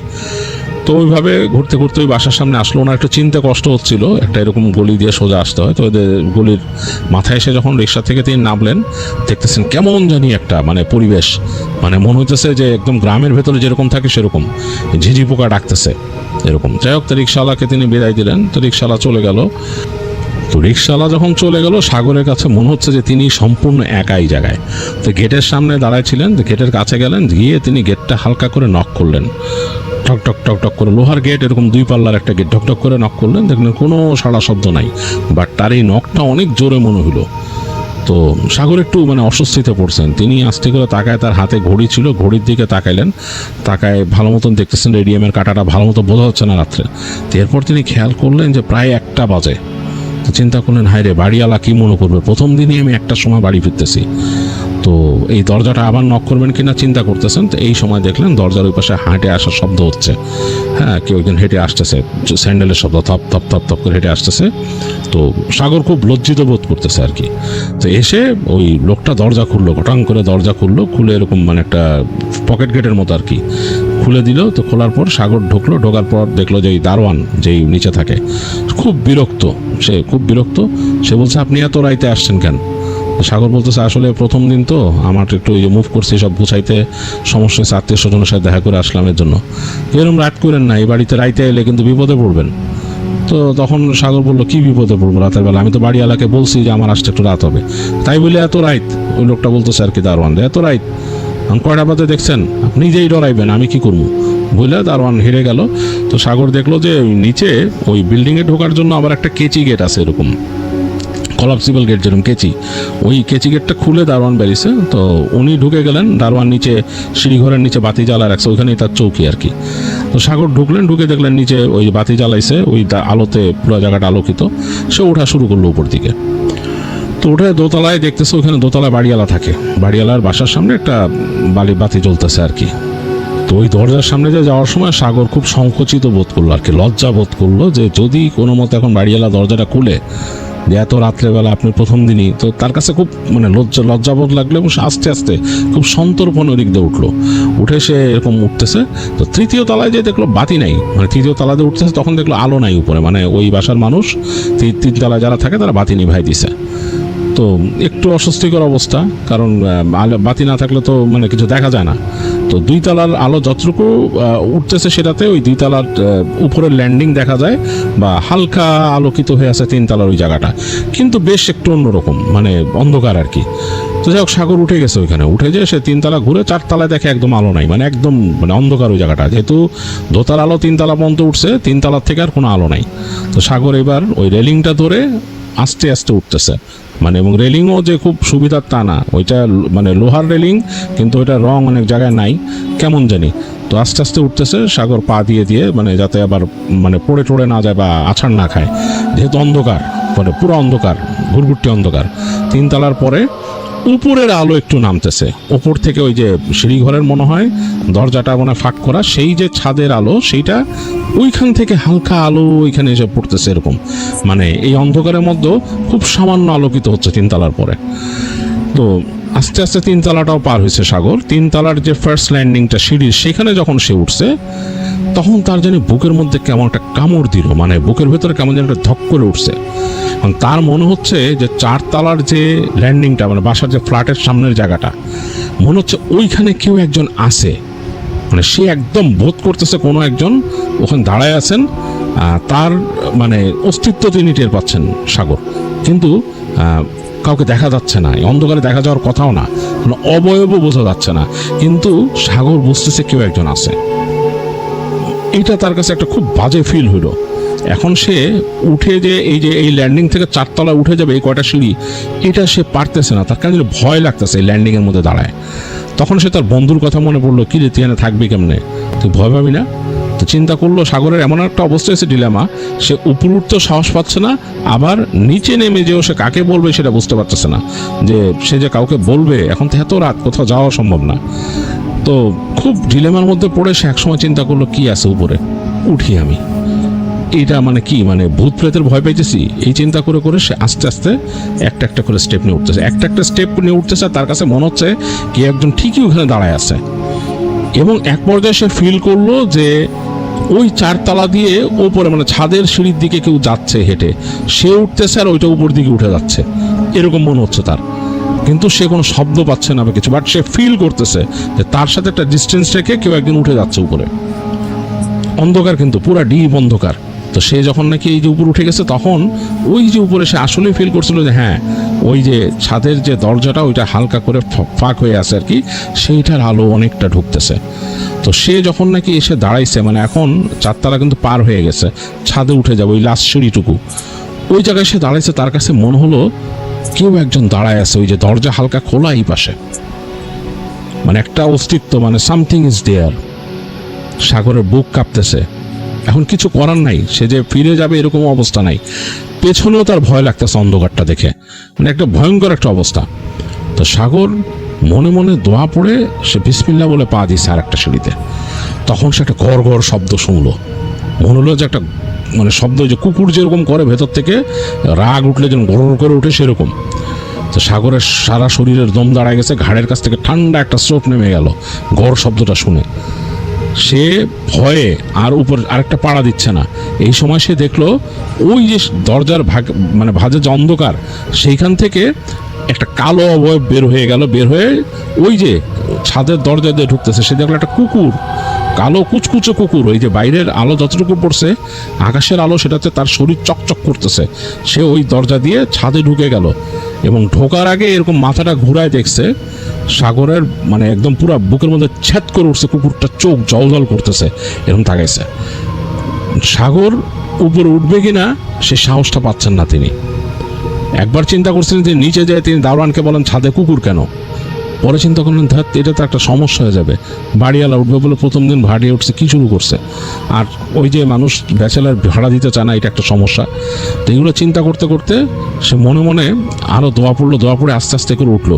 চিন্তা করলো কুকুরটা ছাদের মধ্যে গেছে, মানে ছাদে থাকে কুকুর, চিন্তা করতেছে বাড়িওয়ালা কি পালে নাকি কুকুরটা। আর সে বাড়িওয়ালা যদি পালে সে কালকে কথা বলবে বাড়িওয়ালার সাথে যে আমি যদি ছাদে থাকি এখানে কোনো কুকুর আপনি রাখতে পারবেন না, যেহেতু আমি ওখানে ভাড়া নিচ্ছি, রাতের বেলা কুকুর ছাড়া থাকবে, এটা কেমন কথা। এগুলো চিন্তা করতে করতে সে ছাদে উঠে গেছে। ওই যে ওই যে দরজাটা হালকা টান দিয়ে আরেকটু সরাইলো, ক্যাচ করে শব্দ হয়েছে দরজা সরার পরে, এবং এটা যে সে ভয় পেয়েছিল যে কুকুরটা ছুটে আসে কিনা। তো সে ছাদে উঠলো, একদম নীরব ছাদ, কেউ নাই, পুরো ছাদটা খা খা করতেছে, মানে আকাশে হালকা চাঁদ, সেই হালকা চাঁদ বলতে অর্ধেক চাঁদ, সেই চাঁদের আলো এসে পড়ছে ওই গাছগুলোর উপর, গাছের ছায়াগুলো ছাদের উপরে পড়া, এবং ছাদের মধ্যে কেউ নাই পুরা। তার সে ওই সিঁড়িঘরতে উঠে বাঁদিকে তাকাইলো, ওই জায়গায় বাঁদিকের পাশে অল্প একটু ছাদ আছে, সেই জায়গায় কেউ নাই, ওটা সামনের দিক বাসার ওই অজুক ছাদ, ওখানে কেউ নাই। আর পেছনের দিক যেখানে নাকি তার ঘরটা আর কি, এখান থেকে হেঁটে সামনে যেতে হবে, ওইদিকে পিছনে হলো গাছ, বাড়ির পিছন দিক, সেই গাছের ছায়াগুলো ওখানে পড়ছে, কাউকে দেখা যাচ্ছে না, ছাদটা খাকা করতেছে, একটা বড় ছাদ। বেশ ভয় লাগছে সাগরের কাছে। তিনি কিছু না বলে আস্তে আস্তে আস্তে করে হেঁটে তার ঘরের দিকে গেলেন, চাবিটা বের করলেন, তার হাত কাঁপতেছে, তালা খুলতে হবে যে, তখনকার সময় গ্লোব তালা ছিল এরকম, তো হাত কাঁপতেছে যে মানে ওই তালা খোলার সময় কুকুরটা দৌড়ে আসে নাকি চিন্তা করতেছে। তার বারবার মনে হইতেছে ওই অন্ধকারের ছায়ার মধ্যে কুকুরটা আছে। তো সে তালাটা হাত কাঁপতে কাঁপতে তালাটা খুলছে, খট করে তালা খুলছে, খুলে তালাটা যখন খুলে ফেলছে, এই সময় সে দেখলো যে ওই গাছের ছায়, মানে ওই চোখটা তখন শুয়ে আসছে সাগরেরও কিছুটা, ওই অন্ধকার আলো আলো আলো আধারিতে চাঁদের আলো একটু পড়ছে, দেখতেছে ওই গাছের নিচে ছায়ার মধ্যে কুকুরটা বসে আছে, কালো কুচকুচে শরীর, এই যে হালকা চাঁদের আলো গায়ে পড়ছে, চকচক করতেছে, এবং তার দিকে তাকায় আছে, চোখ দুটো জ্বলতেছে, কান দুইটা হাউন্ডের মতো ঝুলে আছে এরকম। তো সাগর তাড়াতাড়ি ঘরে ঢুকে দরজাটা আটকায় দিল। দরজাটা আটকায় সে চিন্তা করতেছে কালকেই, কোনো কথা নেই, কালকে আমি বাড়িওয়ালার সাথে কথা বলছি, ছাদের মধ্যে কোনো কুকুর পালা যাবে না, তাহলে আমি বাসা ছেড়ে দিব, আর এ বাসা আমি থাকবো না ছাদের মধ্যে কুকুর পাললে। এই চিন্তা করে সে তাড়াতাড়ি তালাটা রাখলো, রেখে তার রেখে সে তাড়াতাড়ি গেল বাথরুমে, হাত মুখ ধুলো, বেরোয় আসলো, এসে চিন্তা করলো ঘুমায় যাই, আর কিছু করার নাই। ওই যেখানে তার খাট পাত ছিল ওখানে ফ্যান লাগাইছে, তার একটা ফ্যানটা চালাই দিল, ফ্যানটা চালায় সে বিছানার মধ্যে শুয়ে পড়লো। শুয়ে ভাবতেছে যে দিনটা কেমন গেল, সারাদিন কি করলাম, এগুলো ভাবতেছে, আর ঘুম তো আসে না। নতুন একটা জায়গা, কেমন একটা যেন ঘরের মধ্যে যেন একটা ভ্যাপসা টাইপের গন্ধ, মানে বাসাটায় কেউ থাকতো না এর আগে, এটা বোঝা যাচ্ছে যে ঘরটার মধ্যে কেউ থাকতো না, এটা ভ্যাপসা টাইপের গন্ধ আছে, অনেকদিন বন্ধ থাকায়। আর জানালা সে খুলে নেই ভয়ে, ছাদের দিকে একটা জানালা আছে আর এই পাশে একটা জানালা আছে, ওইটা হচ্ছে পাশের প্লটের দিকে, তো সে জানালা খুলে নেই। তো ওই শুয়ে থাকতে থাকতে তার বেশ ভ্যাপসা লাগতেছে, ফ্যানের বাতাসটাও খারাপ লাগতেছে। তো সে আস্তে করে ওই উঠে ওই পাশের যে জানলাটা, পাশের প্লটের দিকে যে জানলা, সেইটা খুলে দিল সে। খোলার পর একটু বাতাস ঢুকলো ঘরের মধ্যে, আর একটু মানে নর্মাল হলো ঘরের আবহাওয়া। তো সে যে আবার শুয়ে পড়ছে, বিছানায় শুয়ে পড়ে চিন্তা করতেছে যে এই বাসায় কি থাকা যাবে, কেমন দিন লাগতেছে, তার কাছে ভালো লাগতেছে না। এই সময় তার মনে হলো যে তার যে ঘরের সামনে কেমন যেন হুটোপুটি, মানে কুকুর হুটোপুটি করলে যেরকম হয় সেরকম শব্দ বেশ হইতেছে, মানে কয়েকটা কুকুর মূলে যদি হুটোপুটি করে সেরকম। তো বেশ অস্বস্তি লাগা শুরু করলো, ভয় লাগা শুরু করলো। সে চিন্তা করলো একটা কুকুর মানে এখানে আরো কুকুর আছে, এরকম চিন্তা করতেছে সাগর তখন, যে এই মানে এই কী অবস্থা এই বাড়ির, এগুলো চিন্তা করতেছে আর ঘুমানোর চেষ্টা করতেছে। একটু পরে সে মানুষের কণ্ঠ শুনলো এখানে, মানে মনে হলো যে মানুষ হাসাহাসি করতেছে, কথা বলতেছে, দৌড়ানোর শব্দ পেলো, মনে দৌড় দিয়ে ওদিকে কেউ গেছে, পা ছাদের মধ্যে দৌড়ায় গেলে যেরকম হয় সেরকম শব্দ, মানে অন্যরকম একটা ব্যাপার। এবং মেয়ে মানুষের, মানে হাসাহাসিটা মেয়ে মানুষের ছিল। তো সাগর অনেকক্ষণ চিন্তা করতে এক সময় ক্লান্তিতে সে ঘুমায় গেছে। তো ঘুমায় গেছে, ভোরের দিকে হঠাৎ তার মনে হলো যে তার ঘুম ভাঙছে, তাকায় সে দেখতেছে যে তার মানে পায়ের কাছে কালো একটা কিছু অবয়ব বা কিছু, এবং সে দেখতে দেখতে কয়েক সেকেন্ডের মধ্যে মনে হলো তার উপরে উঠে বসলো, উঠে তার গলা চেপে ধরছে। আর সাগর তো দম নিতে পারতেছে না, সে দম নেওয়ার চেষ্টা করতেছে, নড়তে পারতেছে না। সে ওই অবস্থায় সে বুঝতেছে যে তার স্লিপ প্যারালিসিস হয়েছে, এটা সে বুঝতে পারছে। আর সাগর কিন্তু অনেকটা সাইন্টিফিকলি চিন্তা করতো, সে বুঝতেছে তার স্লিপ প্যারালিসিস, বাট এইটা কি, সে দেখতেছে যে এরকম একটা একটা অবয়ব তাকে চেপে ধরে রাখছে, মানে ভয়ঙ্করভাবে চেপে ধরে রাখছে। এবং সে কেমন একটা জানি একটা পাইতেছে, একটা গন্ধ পাচ্ছে, গন্ধটা সে মিলাইতে পারতেছে না গন্ধটা কিসের, বাট একটা গন্ধ আসতেছে, বেশ অন্যরকম একটা গন্ধ বটকা, আর সে ছুটতে পারতেছে না। তো সাগর অনেক চেষ্টা করতেছে, মনে মনে দোয়া পড়া। এক সময় সে দোয়াটা মনে পড়ে গেছে, তার মনে মনে সে দোয়াটা পড়ছে, পড়ার পর মনে তাকে ছেড়ে দিল সেট করে। সে উঠে বসে হাঁপানো শুরু করছে। এই সময় আজান দিল বাইরে, আজ ফজরে আজান। তো সাগর উঠে বসে বাতি জ্বালায় চিন্তা করলো যে না, আমি তো অনেকদিন ধরে ফজরের নামাজ পড়ি না, আজকে পড়ে নেই, যেহেতু উঠে গেছে। এরকম ভয়ও লাগতেছে, বুকটা ধুক ধুক ধুক ধুক করতেছে, কেন জানি ভয় লাগতেছে খুব। তো সে উঠে ওখানে ফজরের নামাজ পড়লো এবং পড়ার সময় একটু তিলাওয়াত করে পড়লো, জোরে জোরে সাউন্ড করে নামাজ পড়লো। নামাজ পড়ার পর মনটা একটু শান্ত হয়েছে। তো তারপর তার মনে হলো যে আমি একটু ঘুমাই, আবার দোয়া পড়ে শুয়ে পড়লো। এবার সে ঘুমাইছে, বেশ বেলা করে তার ঘুম ভাঙছে দুপুরে। বেশ তখন দেখা যাচ্ছে ঘরটা গরম হয়ে গেছে একদম, উপরে ছাদটা টিনের, তো টিনের চাল, বেশ গরম নামতেছে। তো সাগর উঠলো, উঠে হাত মুখ দিয়ে ফ্রেশ হলো এবং চিন্তা করলো যে আমি এখন যে কথা বলবো। তো সে সিঁড়িতে নামতেছে বাসা থেকে, মানে বেরোনোর জন্য বেরিয়েছে আর কি, যে এখান থেকে এখন কথা বলে বাড়িওয়ালার সাথে যে ছাদ কুকুর টুকুর রাখলে আমি থাকবো না, আর আপনারা কুকুর রাখছেন কেন ছাদে, আর একটা না তো একাধিক কুকুর, এগুলো চিন্তা করে সে নামতেছে। তো এই সময় সে দেখলো যে ওই দারোয়ান উঠতেছে 3 তলার কাছেই, নামতেছে। দারোয়ান এসে বলছে, এই যে শুনেন, আপনাদের ছাদে কুকুর পালেন, এটা আমার বলেন নাই কেন, বা আপনার বাড়িওয়ালা আমার বলে নাই কেন? তো দারোয়ান হাঁ করে তাকাতে, কই কিসের কুকুর? বলে আপনার কুকুর পালেন না ছাদে? না, আমরা কোনো কুকুর পালি না। কি বলেন এটি? কারণ আমি কালকে রাতটা কুকুর দেখছি। চুপ করে এসে দারোয়ান কিছু না বলে কি না, এখানে কোনো কুকুর টুকুর পালে না। কি দেখছেন? এই সেই রাত্রেবেলা আসেন এখান থেকে কোত্থেকে, এই বলে দারোয়ান আবার দেখা যাচ্ছে ছাদের দিকে উঠে গেছে, তার হাতে একটা বালতি, কাপড় চোপড়। তো সে বুঝলো বালতিতে কাপড় নাড়বে। তো সাগর কনফিউজড হয়ে গেছে তখন, যে সে কি বাড়িওয়ালাকে বলবে? দারোয়ান তো অস্বীকার করলো যে কুকুর নাই। তো সে তখন প্রথম মেলানোর চেষ্টা করতেছে, এই কুকুর কি অন্য কোথাও থেকে আসছে, বাইরের কোনো কুকুর হবে? এটা তো হওয়ার কথা না, বাইরের কুকুর এখানে কেমন ঢুকবে, বাড়িতে ঢুকবে? তো চিন্তা করলো যে বাড়িওয়ালার সাথে কথা বলবো, থাক এখন না, পরে আমি আসি, এসে দেখি, আর আজকে রাতটা দেখি কি অবস্থা হয়। এই চিন্তা করে সে বের হয়ে গেল। বের হয়ে গিয়ে সে তার মতো ওই দিন তার যেসব কাজ ছিল ওগুলো করছে, করে টোরে ওই দিন সে একটু আর্লি ব্যাক করছে বাসায়। রাত হয় না, এরকম 9:30টার দিকে সে বাসায় চলে আসছে। এসে দেখে ওই দারোয়ান ওখানে নর্মালি আছে। দারোয়ান তারা দেখে আবার সালাম দিছে, দিয়ে বলতেছে ভালো আছেন, এই সেই হ্যান। তো সে দারোয়ানের সাথে এমনি কথাবার্তা বলে উঠতেছে। আজকে দেখলো সিঁড়িতে লাইট আছে, ওই 4 তলা তো লাইট জ্বলে। তো 4 তলা পার হয়ে যখন তার ছাদের দিকে উঠতেছে, ওই জায়গাটা কিন্তু আবার তার কাছে একটু ভয় লাগতেছে, কারণ ওই 4 তলার হালকা আলো ওই জায়গায় থাকলেও কেমন জানি ওই যে ছাদের গেটটার সামনে ওই জায়গাটায় কেমন জানি একটা মানে অবস্থা, আলো আধারির মতো, ভয়ই লাগে, মনে কেউ একজন দাঁড়ায় আছে। তো সাগর চিন্তা করলে এটা আমার মনের ভয় হইতে পারে, কিন্তু কালকে তো কুকুরে স্পষ্ট দেখছি, এইটা আমি শিওর। চিন্তা করছে এবং সে চিন্তা করলো যে না, আমি আজকে তেমনি থাকি, কুকুর যদি না দেখি, কুকুর তাহলে আর কথা বলবো না, কুকুর দেখলে অবশ্যই বাড়িওয়ালার সাথে আমি কথা বলতেছি আজকে। এই চিন্তা করে সে উঠে গেল, উঠে ছাদ খুলে ভিতরে ঢুকলো, দেখলো যে চাঁদের আলো আজকে একটু বেশি, বাসায় ছাদটা ঝকঝক করতেছে, আজকে আর কালকের মতো ভয় লাগে নাই। সে গেল, আবার তো ওই যেতে যেতে বাসা খুলতে চিন্তা করতেছে যে আরে এরকমও তো হইতে পারে যে আমি আসলে নতুন বাসায় উঠছি, আমার মাথা উত্তেজিত ছিল, কিন্তু কুকুর তো দেখছি, রাত্রে শব্দ শুনছি, এগুলো চিন্তা করতে করতে সে ঘরে ঢুকে তার মতো ওই ফ্রেশ হয়ে তাই বসলো। আজকে বেশ ভালোই লাগতেছে তার কাছে। সে এমনকি ওই ছাদের দরজাটা খুলে দিল, বাতাস আসতেছে, ওই পাশে জানলাটা খুলে দিল, বাতাস আসতেছে। সে একটু পরে যখন আরেকটু রাত হয়েছে, তখন সে ওই ঘরের দরজাটা আটকাই দিয়ে জানলাটা জাস্ট খোলা রাখছে, বসে গল্পের বই পড়লো অনেকক্ষণ। ল্যাম্প কিনছিল, ল্যাম্প জ্বালায় রেখে। তো গল্পের বই পড়তে এক সময় বেশ রাত হয়ে গেছে, গভীর রাত, সে ঘুমায় যাবে চিন্তা করছে। তো চিন্তা করলো ঘুমের আগে আমি জানলাটা আটকাই দিই, ছাদের দিকে জানলাটা আটকাই দিই। তো ছাদের দিকে জানলাটা আটকাই দিয়ে সে শুইছে। তো শুয়ে ঘুম আসতেছে না, অনেকক্ষণ এদিক ওদিক করতেছে সাগর যে মানে ঘুম আসে কিনা। তো ঘুম আসতেছে না। এক সময় চোখটা লেগে আসছে। তো চোখ যখন লেগে আসছে, তখন সে শব্দ পেল যে তার গেটের সামনে থেকে হেঁটে যাচ্ছে কি বলতে, এবং একদম মানে একটা মেয়ের কণ্ঠ, একটা নারীর কণ্ঠ, কিছু একটা বলতে হেঁটে যাচ্ছে। সাগর চিন্তা করলো কে রাত্রেবেলায় এখানে, মানে কে হাঁটতেছে এরকম? মেয়ে। এমনকি হইতে পারে যে 4 তলায় কেউ থাকে, তারা রাতে ছাদে উঠে দুষ্টুমি করে। এটাও সে চিন্তা করলো যে এটা হইতেই তো পারে, হ্যাঁ, যে 4 তলায় কিছু মানুষ আছে, তারা ইয়াং, তারা হয়তো রাত্রেবেলা ছাদে উঠে দুষ্টুমি করে। আবার চিন্তা করছে যে ভাড়াটিয়া আসছে, তো একটু দেখি, হয়তো তারা সব সময় আসে এখানে, বাড়িওয়ালা তো ছাদ খোলাই রাখে। তো এটা চিন্তা করে সে আর তখন কিছু বল নাই, সে শুয়ে আছে, চিন্তা করছে আমি ঘুমায় যাই, উঠলে উঠুক, এরা ঘোরাঘুরি করলে করুক, কিছু না।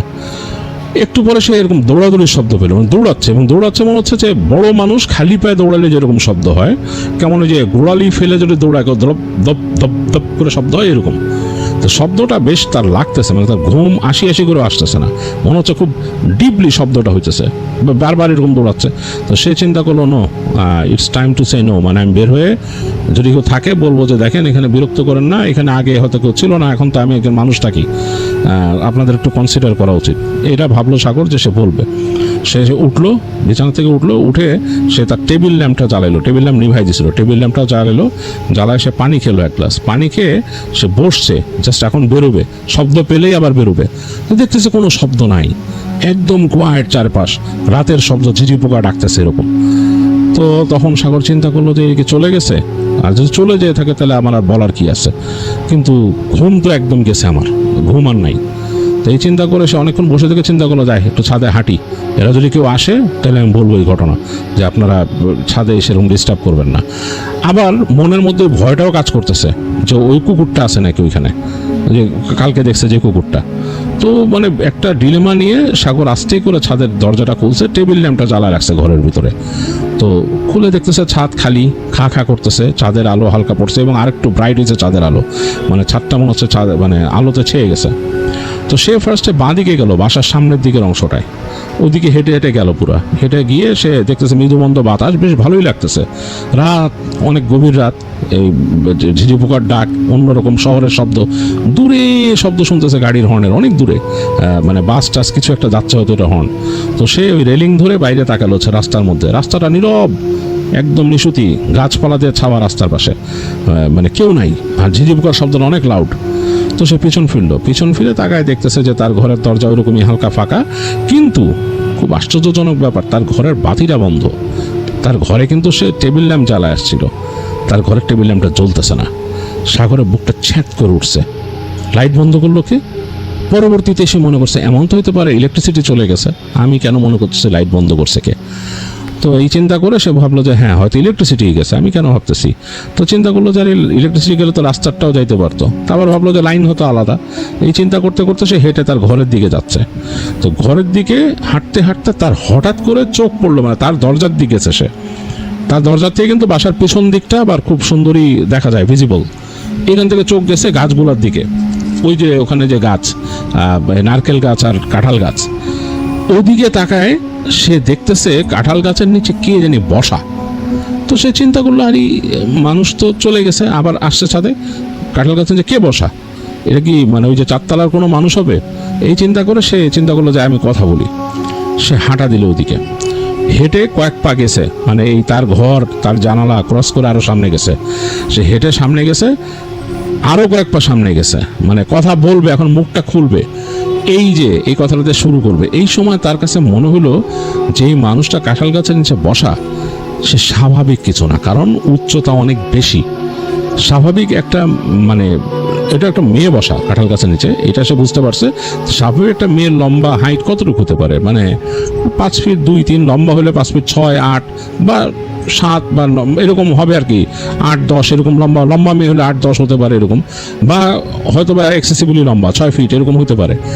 এইটা বেশ লম্বা, মনে হচ্ছে অতিরিক্ত লম্বা একটা মেয়ে মানুষ ওখানে বসে আছে, এবং সে লাইট কালারে কোনো কাপড় পরা, মানে এইটা সাগর বলবে না যে সাদা, সে বলছে লাইট কালার। এখন either it could be white, it could be any other colour, light colour. তো দেখতেছে ওরকম পড়া, এবং তার এই চুল, মাথার যে চুল অনেক লম্বা, সেইটা ওই ফ্লোরে মানে যে ছাদের যে মাটিতে পড়ে ভাঁজ হয়ে গেছে লেয়ারে লেয়ারে, অ্যাজ ইফ কোনো কাপড় যদি কেউ ছেড়ে দিলে যে পড়ে এরকম জমে, কাপড় জমে উপর থেকে পড়তেই থাকে, কাপড় যেরকম এরকম জমে যায়, সেরকম চুল জমে আছে ওই জায়গায়, এত চুল, কালচে চুল এরকম, মাথাটা এরকম নামানো একদিকে, চুলগুলো এরকম। তো সাগরের সারা শরীরে রোম দাঁড়া গেছে, সে বুঝতে পারছে এইটা খারাপ কিছু, এটা মানুষ না, সে বুঝতে পারছে ভূতপ্রেতের ব্যাপার তো সবাইরই একটুই হয়। তো সে মানে মুখ যে খুলতে গেছিল, সে বুঝলো যে ওই যে এন্টিটি ওখানে বসা, সে তার প্রেজেন্স বুঝতে পারছে সাগরের। দেখলো যে মাথা এরকম নামানো ছিল, তাকাইলো তার দিকে, সে দেখলো চেহারা বলতে কিছু নাই, অন্ধকার, ডিপ অন্ধকার একটা ফেস, চুলগুলো ওইদিকে পড়া, তার দিকে তাকাইছে।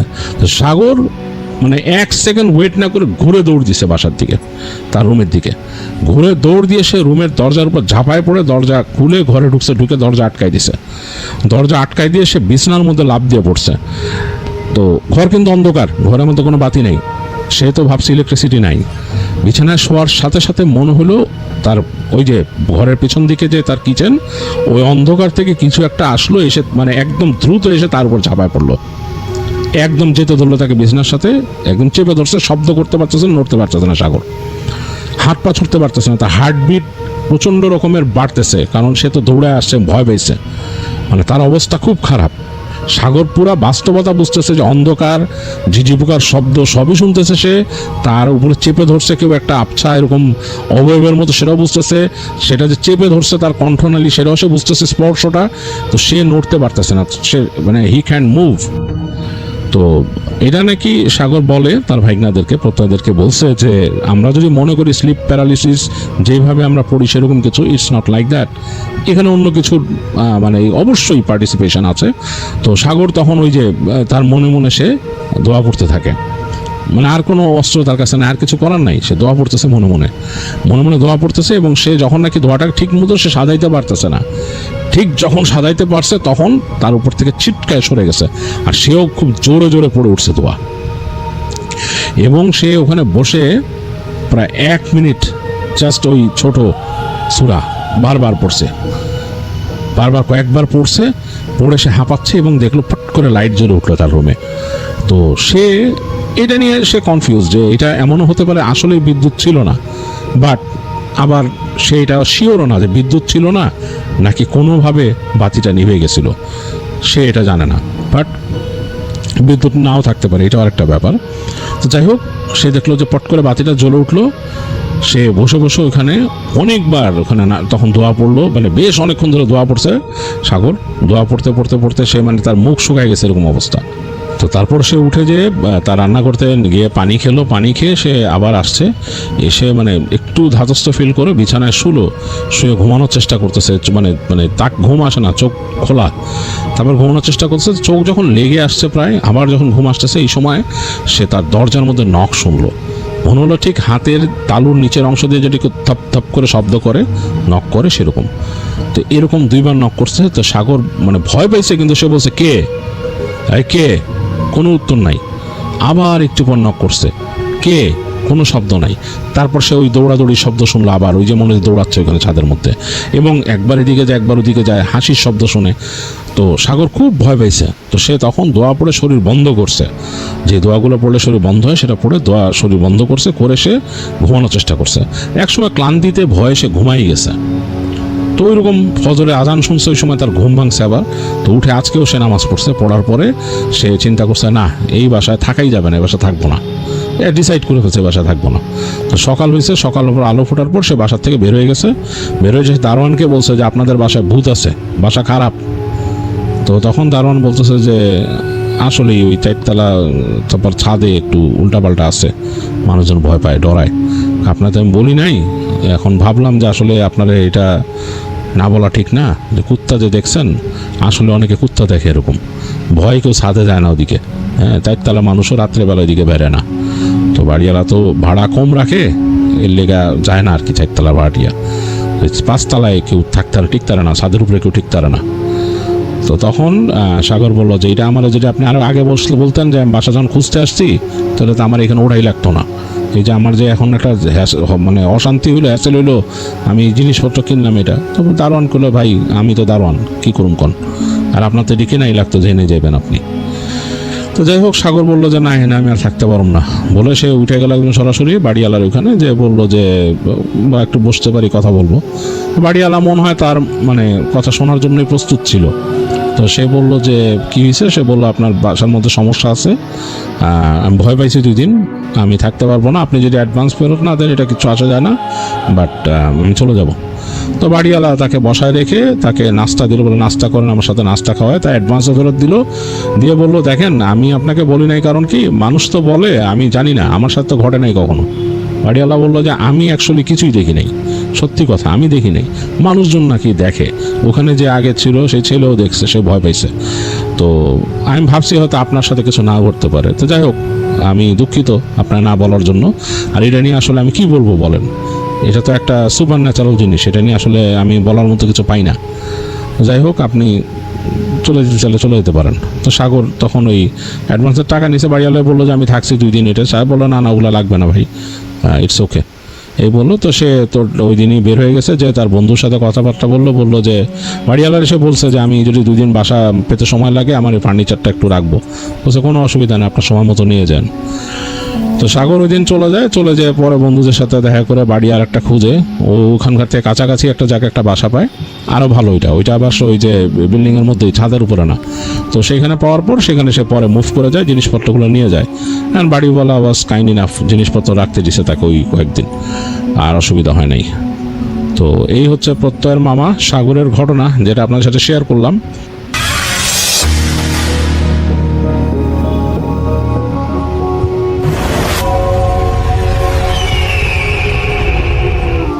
আসসালামু আলাইকুম লিসনার্স, আমি সামির আনসারি বলছিলাম। তো আজকে প্রথমে যে ঘটনাটা শেয়ার করব সেটা ঘটেছিল আমার দেশের বাড়ি কুমিল্লা সদরের কোনো এক জায়গায়। তো এই ঘটনাটা ঘটেছিল আমার ফ্রেন্ডের খালুর সাথে আজ থেকে 5-6 বছর আগে। তো আমার সেই ফ্রেন্ড ওর নাম পরিচয় দিতে মানা করেছিল দেখে আমি ওর হয়েই ঘটনাটা আজকে আপনাদের শোনাবো। তো আমার সেই ফ্রেন্ডের খালা এবং খালু ওনারা স্থায়ীভাবে কুমিল্লার 14 গ্রামে থাকতেন। তো খালুর একটা জব হয় কুমিল্লার সদরে কোনো এক ব্যাংকে। তো সেই সুবাদে ওনার সদরে আসতে হবে। তো ওনার প্যারেন্টস যারা ছিল ওনারা বলে যে দেখো তুমি যেহেতু সদরে যাবাই, তো একটা কাজ করো, ভাড়া বাসায় থাকার চেয়ে একটা ফ্ল্যাট কিনে ফেলতে পারো নাকি দেখো। তো ওনাদের ফ্যামিলি মেম্বার ছিল খালা, খালু এবং ওনাদের 2-3 বছরের একটা ছেলে। তো খালু সদরে আসে, উনি ওনার যথারীতি ব্যাংকে কাজ শুরু করে। তো কয়েকদিন পর উনি একটা সন্ধান পায় যে কুমিল্লার রেস কোর্স এলাকায় একটা রেডি ফ্ল্যাট বিক্রি হবে। তো খালু এরকম ফ্ল্যাট দেখতে যায় একদিন, এবং ওনাদের খুব ভালো লাগে যে ফ্ল্যাটটা একটা নিরিবিলি পরিবেশের মধ্যে ছিল, আশেপাশে খুব একটা বিল্ডিং ছিল না। আর ওনার যে ফ্ল্যাটটা দেখতে গিয়েছিল, এটা বিল্ডিংটার বর্ণনা হচ্ছে এরকম যে একতলায় গ্যারেজ আর সিকিউরিটি গার্ডের থাকার জন্য একটা রুম আছে, 2 তলায় রেডি ফ্ল্যাট, 3 তলাতেও রেডি ফ্ল্যাট, এবং 4, 5, 6 তলা কনস্ট্রাকশনের কাজ চলছে, জাস্ট ছাদ ঢালাই করা, বাকি আর কোনো কাজ চলছিল না। তো খালু ওই সিকিউরিটি গার্ডকে জিজ্ঞেস করে যে ভাই আপনাদের বিল্ডিংয়ে তো কি এর মধ্যে কি আর কাজ হবে না, নাকি কাজ শেষ হওয়ার পর ফ্ল্যাট বিক্রি করবেন? তো সিকিউরিটি গার্ড বলে যে দেখেন 2 তলা 3 তলা তো সিঙ্গেল ইউনিটের ফ্ল্যাট রেডি করা আছেই, আর আমাদের বিল্ডিংটা তো বেশ বড় জায়গা নিয়ে হয় না, ছোটোখাটো একটা জায়গা নিয়ে হয়েছে। আর ফ্ল্যাটের সাইজগুলো খুব একটা বড় না, এই 800 থেকে 1000 স্কোয়ার ফিটের মতো। আর উপরে যেগুলো দেখতেছেন কনস্ট্রাকশনের কাজ চলছে, ওগুলো এভাবেই আছে, ফ্লোর ঢালাই করা, কারণ আমাদের মালিক দেশের বাইরে আছেন। তো উনি কয়েকদিন পর আসলে পরে পুরো বিল্ডিংয়ের উপরে কাজগুলো আছে ওগুলো শেষ করবেন। আপাতত 2 তলা 3 তলা যেহেতু রেডি আগে থেকে আছে, ওগুলো ভাড়া মানে এগুলো বিক্রি হবে। তো খালু এরকম দাম জিজ্ঞেস করে এবং উনি দেখে যে ফ্ল্যাটের দাম খুবই কমের মধ্যেই পাওয়া যাচ্ছে। তো উনি সেই অনুযায়ী মাসখানেকের মধ্যেই ওই ফ্ল্যাটটা কিনে ফেলেন, মানে উনি 2 তলা ফ্ল্যাটটা কিনেন। তো ফ্ল্যাটের বর্ণনা ছিল এরকম যে ঢুকেই ড্রয়িং ডাইনিং বড় রুম, তারপরে 2টা ছোট বেডরুম ভিতরে, আর ওয়াশরুম আছে, আর একটা বারান্দা আছে। তো ফ্ল্যাটে ওঠার পর খালার মাঝে মাঝে খুব অস্বস্তি লাগতো, এই কারণে যে ওনার কথা বলার খুব একটা সঙ্গী ছিল না, বা ছোট বাচ্চা। আর খালু তো সকালে সেই 8:30-9টার দিকে অফিস যায়, আসতো রাতে 7-8টার দিকে। আর আশেপাশেও খুব একটা বিল্ডিং ছিল না যে খালা কোনো প্রতিবেশীর সাথে কথা বলবে। 2-1টা হাফ বিল্ডিং ছিল, কিন্তু খালা ওইরকম গিয়ে কথা বলতো না খুব একটা। সেই জন্য খালু মাঝে মাঝে খালাকে বলতো দেখো তোমার যদি বেশি খারাপ লাগে, একা একা লাগে বাসায়, তুমি তোমার ভাইয়ের বাসায় ঘুরে এসো। তো খালাও খুব একটা দেখাতো না, কারণ ওনার ভাইয়ের বাসা আমাদের এই যেখান থেকে ফ্ল্যাট কিনেছিল স্কুল থেকে অনেক দূরে ছিল। তো মূলত খালা বাসায় একা একাই থাকতেন। তো খালা ওনার ওই ফ্ল্যাটে নতুন ফ্ল্যাটে ওঠার পর একদিন খেয়াল করলেন যে ওনার যে পিচ্চি বাচ্চা ছিল, তো এই বাচ্চা ফ্লোরের মধ্যে বসে খেলতেছে। কিন্তু ওর খেলার অঙ্গভঙ্গিটা ছিল এরকম যে ওর অপোজিটে আরেকজন আছে, তার সাথে বাচ্চাটা খেলতেছে এবং সে বল ঢিল মারতেছে এবং বলতেছে যে বাবু বল আমাকে দাও, আমাকে দাও। তো এটা খালা খেয়াল করে, তো খালা ওনার বাচ্চাকে বলে যে কোন বাবু পেলা, এখানে তো কোনো বাবুই নাই। তো ওনার বাচ্চা বলতেছে যে না, টুপি পরা একটা বাবু আছে, এখানে বসে আছে, আমার সাথে বল খেলছে। তো খালা খুব একটা গুরুত্ব দেয় না, মনে করে হয়তো বাচ্চা মানুষ খেলতেছে, এই জন্য খেলার চলিগুলা বলছে। দু একদিন পর খালা আবার দেখতেছে যে ওনার বাচ্চা বারান্দায় বসে একা একা বসে কথা বলতেছে। তো এখন খালা আবার বলতেছে তুমি কার সাথে কথা বলো? তখন দুপুর টাইম ছিল হয়তো। তো এখন বাবুটা বলতেছে যে আমি ওখানে টুপি পরা বাবু আছে, ওর সাথে আমি কথা বলতেছি। তো খালা ছেলেকে নিয়ে আসে বারান্দা থেকে, বলে তুমি কোথায় টুপি পরা বাবু বাবু? এখানে এখানে কি টুপি পরা বাবু কেউ আছে? হ্যাঁ, টুপি পরা বাবু এখানে আছে, আমি ওর সাথে কথা বলি, আমি ওর সাথে খেলি। তো খালা সেদিনও খুব একটা এরকম বার্তা দেয় না, খরচ দেখায় না। কয়েকদিন পর খালা দেখতেছে যে ওনার যে ডাইনিং রুম ছিল সেখানে ওনার এই ছোট বাচ্চা ডাইনিং রুমের টেবিলে উঠে গেছে এবং জগ দিয়ে পানির জগ দিয়ে গ্লাসে পানি ঢালতেছে। তো খালা দেখেই তাড়াতাড়ি গেছে, কারণ বাচ্চা মানুষ ডাইনিং টেবিলে উঠছে, আবার পড়ে যায় নাকি। তো খালাকে ওকে একটা বকা দিছে, বলছে এই তুমি এখানে উঠছো কেন, তুমি পড়ে যাবা না? বলতেছে না বাবু পানি খাবে, এর জন্য এখান থেকে পানি ঢেলে দিচ্ছিলাম। তো খালা এখন কিছুটা ওনার সন্দেহ লাগে, উনি বলতেছে তুমি বাবা কোথায় বাবু দেখতে পাও? হ্যাঁ, এখানে টুপিওয়ালা একটা বাবু আছে, আমার সাথে খেলে, আমার সাথে সারাদিন কথা বলে। তুমি মা তো বলে যে তুমি মা কাজে যাও, আমার সাথে খেলবো, তুমি আসলে ও এখানে থেকে চলে যায়। তো খালা জিনিসটা যখন ফলো করলো 2-3 বার বা 2-3 দিন যখন ফলো করে, তখন উনি খালুকে জানায়, পুরোটা ঘটনা খুলে বলে।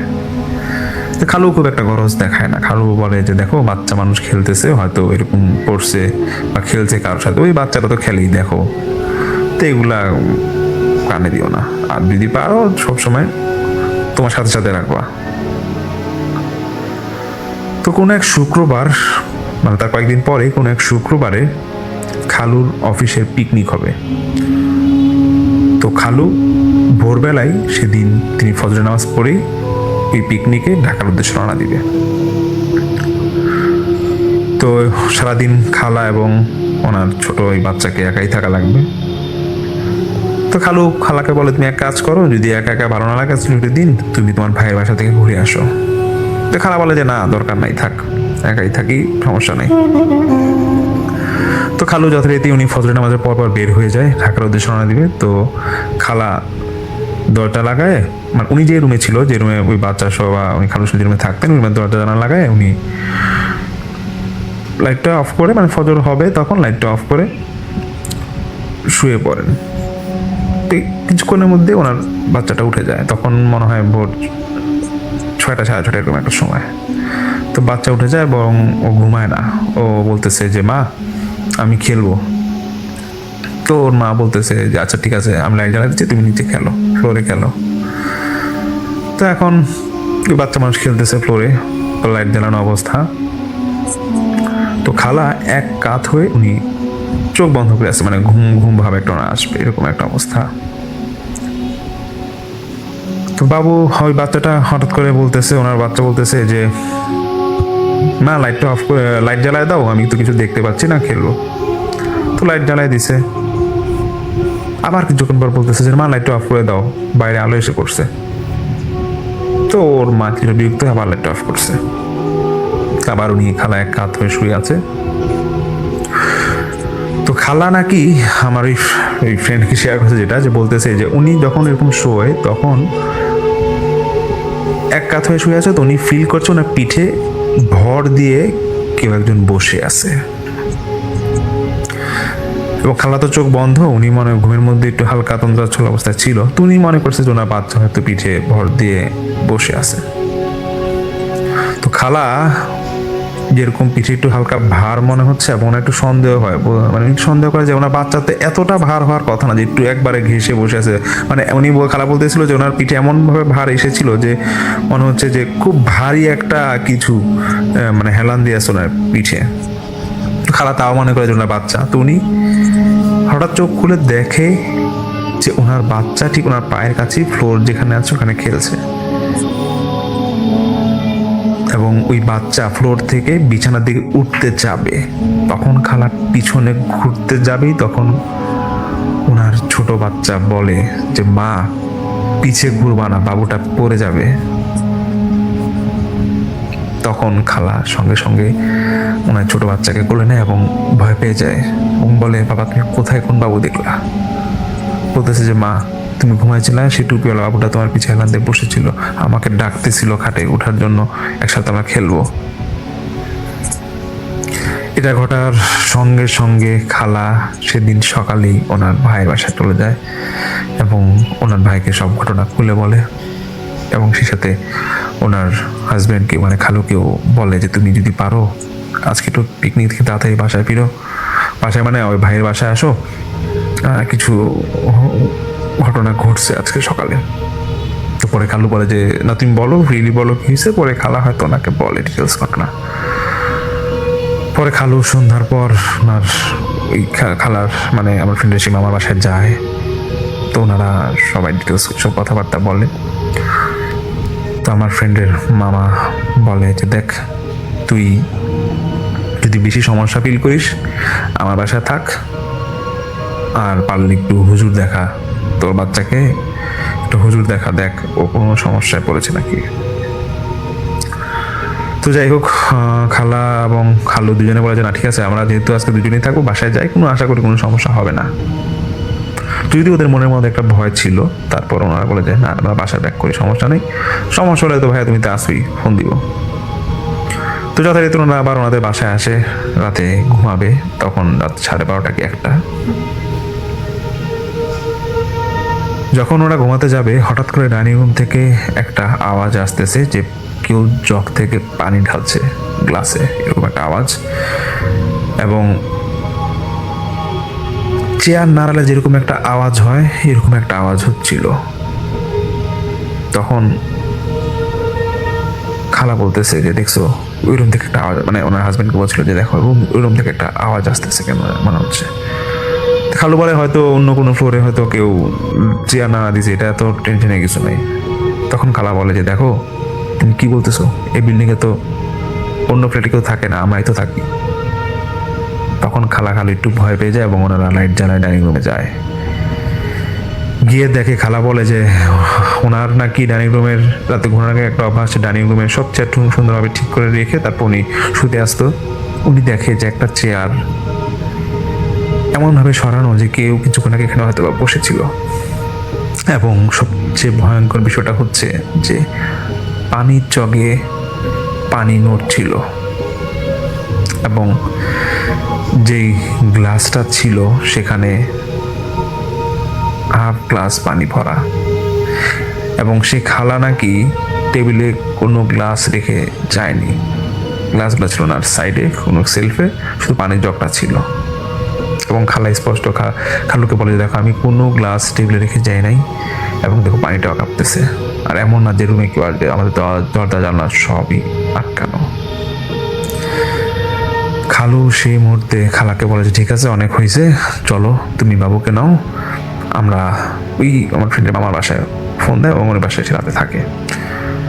তো পরের দিন মামা ওই ফ্রেন্ডের মামা খালা খালু ওনারা ফ্যামিলি মেম্বার যারা আছে এরকম 5-6 জনের ওনারা আবার মানে এরেস্ট করছে, মানে খালার সে বাসায় আসে এবং সিকিউরিটি গার্ডকে ডাকে রুমে, ফ্ল্যাটে ডাকে। তো সিকিউরিটি গার্ডও খুব বয়স্ক ছিল, তো ওনাকে বলে যে দেখেন চাচা আমরা আপনাকে কোনো গালাগালি বা কোনো পকা কিছুই দিব না, শুধু আপনি বলেন যে এই ফ্ল্যাটে কি কোনো সমস্যা আছে নাকি, নাহলে এরকম একটা নামি দামি এলাকায় আপনার এই ফ্ল্যাটটা এত কম দামে বিক্রি করে দিলেন, হয়তো আমরা কি এই ফ্ল্যাটটা কেনা হয়েছে আমাদের মধ্যে, কিন্তু কি সমস্যা আছে ফ্ল্যাটে বলেন। তো সিকিউরিটি গার্ড বলে যে না বাবা এই ফ্ল্যাটে কোনো সমস্যাই নাই, কিছুই হয় নাই, আপনারা হয়তো ভুল বুঝতেছেন, ভুল দেখতেছেন, এমন কিছু এখানে খুব একটা হয় নাই। তো অনেক প্রেশার দেওয়ার পর সিকিউরিটি গার্ড বলে যে দেখেন আমার মালিক এই ফ্ল্যাট মানে আমার যে ফ্ল্যাটের বিল্ডিংয়ের মালিক আছে উনি আমাকে বিক্রি করার দায়িত্ব দিয়েছে, আমি বিক্রি করার দায়িত্বে এখানে আসছি, এর বাইরে আমি কিছু জানি না। তো যখন একটু সিকিউরিটি গার্ডটাকে একটু বেশি ভয় দেখানো হচ্ছিল যে দেখেন আপনি যদি সত্যি কথা না বলেন এখানে কী হয়েছে তাহলে কিন্তু আমরা অন্যরকম স্টেপ নিতে বাধ্য হব এবং আপনার কিন্তু সেক্ষেত্রে সমস্যা হবে। তো অনেক বোঝানোর পরে সিকিউরিটি গার্ড গিয়ে বলে যে আসলে বাবা আমি যে কথাটা বলতেছি তোমাদেরকে, কিন্তু এটা বাড়ির মালিককে বললো না এই কথাটা, কারণ মালিক আমাকে বলতে মানা করছিল। তো তখন সিকিউরিটি গার্ড বলে যে এই যে দোতলা তিনতলার রিফ্লেক্টটা আছে এটা 2004 কি 5 সালের দিকে তখন এখানে একটা মাদ্রাসা ছিল এবং সেই মাদ্রাসায় 20 থেকে 25 জন স্টুডেন্ট পড়তো এবং তাদের বয়স ছিল 5 থেকে 10 বছর, কি আবার কেউ ছিল 15-16 বছরের মতো। তো মাদ্রাসায় 3 জন হুজুর এখানে ওনারা পড়াতেন এবং একটা বাচ্চা ছিল এখানে, বাচ্চাটার বয়স ছিল 7-8 বছর, বাচ্চাটার বাবা মা কেউই ছিল না। তো অনেকেই বলে যে বাচ্চাটার সেই মুহূর্তে এখানে যখন বাচ্চাটা ভর্তি করা হয় সে খুব চুপচাপ ছিল এবং পড়ালেখা ঠিকভাবে করতো না। তো এখানে যে 3 জন হুজুর ছিল, একজন হুজুর ছিল খুব বদমেজাজি। তো উনি যখন এরকম দেখছে যে বাচ্চাটা প্রতিনিয়তই পড়ালেখা করছে না বা সমস্যা করছে, তো ওকে একবার বেধড়ক মারে, মানে ব্যাট দিয়ে মারে। তো মারার পর দেখে যে তারপর বাচ্চাটা ঠিক হয় না, মানে পড়ালেখায় সে গাফলতি করে, তার বোঝার ক্ষমতা একটু কম ছিল। তো অন্যান্য যে 2 জন হুজুর ছিল ওনারা সবসময় বদমেজাজি হুজুরটাকে বলতে দেখেন ও তো বাচ্চা মানুষ, এত মারামারির দরকার নেই, মারেন না, বুঝান। আর যদি ও পড়ালেখায় মানে এতটাই সে গাফলতি করে, দরকার হলে ওকে যে ভর্তি করাইছে ওদের সাথে কথা বলেন, তাই এরকম মারেন না বাচ্চা মানুষকে। তো কোনো একদিন ওই যে 2 জন হুজুর একটু ভালো ছিল, ওনারা একটু কোনো কাজে মনে বাইরে গেছিল, তো বদমেজাজি হুজুরটা ছিল সে বাচ্চাটাকে এমন মারে যে বাচ্চাটা মারা যায় এবং সেই মুহূর্তে সেই লাশ রেখেই সেই হুজুরটা পালায় যায়। তারপরে খুব জানাজানি হওয়ার পর এখানে তো সবার জানাজানি হয় যে এখানে একটা বাচ্চা মারা যায় হুজুরের বেধড়ক মারের কারণে। তো সেই জন্য এখানে অনেক সমস্যা হয় এবং মাদ্রাসাটা একটা সময় বন্ধ হয়ে যায়। কয়েক বছর পর মাদ্রাসাটা আবার চালু হয়, কিন্তু চালু হওয়ার পরেও অনেকেই বলতো, মানে স্টুডেন্ট যারা পড়তো তারা বলতো তারা নাকি একটা ছোট বাচ্চাকে দেখে যে এই মাদ্রাসা বারান্দার কোনায় দাঁড়ায় আছে, কাঁদতেছে।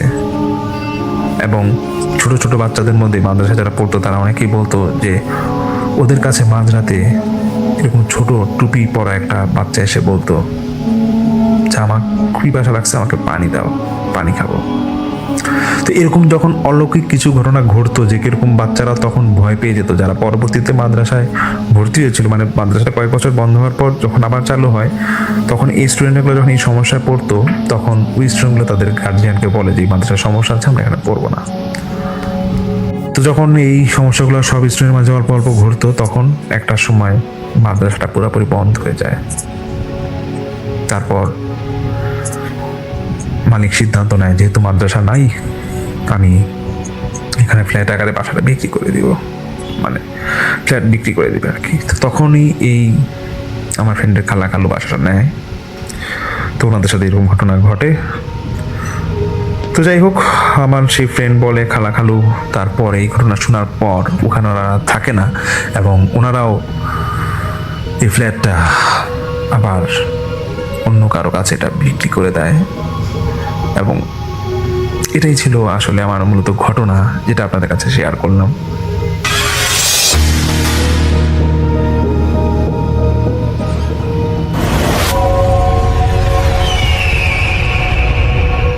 হ্যালো লিসনার্স, হ্যালো রাসেল ভাই, আসসালামু আলাইকুম। আশা করি সবাই ভালো আছেন, ভালোর তলায় আছেন। আমার নাম রিপন, আমি লালহাট থেকে বলতেছি। রাসেল ভাই 2010 সাল থেকে আমি আপনাদের ভূত এফএম শুনে থাকি। আপনাদের সেই প্রোগ্রামগুলোকে অনেক অনেক মিস করি। এখন জানি যে আপনি ভূত এফএম আবার নাকি পুনরায় শুরু করেছেন, তো এই জন্য আমি আপনাকে একটা ঘটনা লিখে পাঠালাম। আশা করি ঘটনাটা আপনার ভালো লাগবে। রাসেল ভাই, এখন যে ঘটনাটা আমি শেয়ার করব, এই ঘটনাটা আমি আসলে প্রথমে ঘটনাটা লিখেছিলাম, আপনাকে পাঠিয়েছিলাম, কিন্তু কোনো কারণে হয়তো আপনি সেটা সিলেক্ট করেন নাই। তো এই কারণে আমি আসলে ঘটনাটা পুনরায় রেকর্ড করে আপনাকে পাঠাচ্ছি।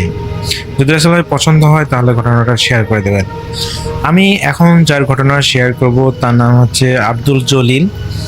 উনি একজন কৃষক ছিলেন, আর ওনার বাড়ি হচ্ছে রংপুর বিভাগের নীলফামারী জেলার জলঢাকা উপজেলার একটি গ্রামে তার বাড়ি।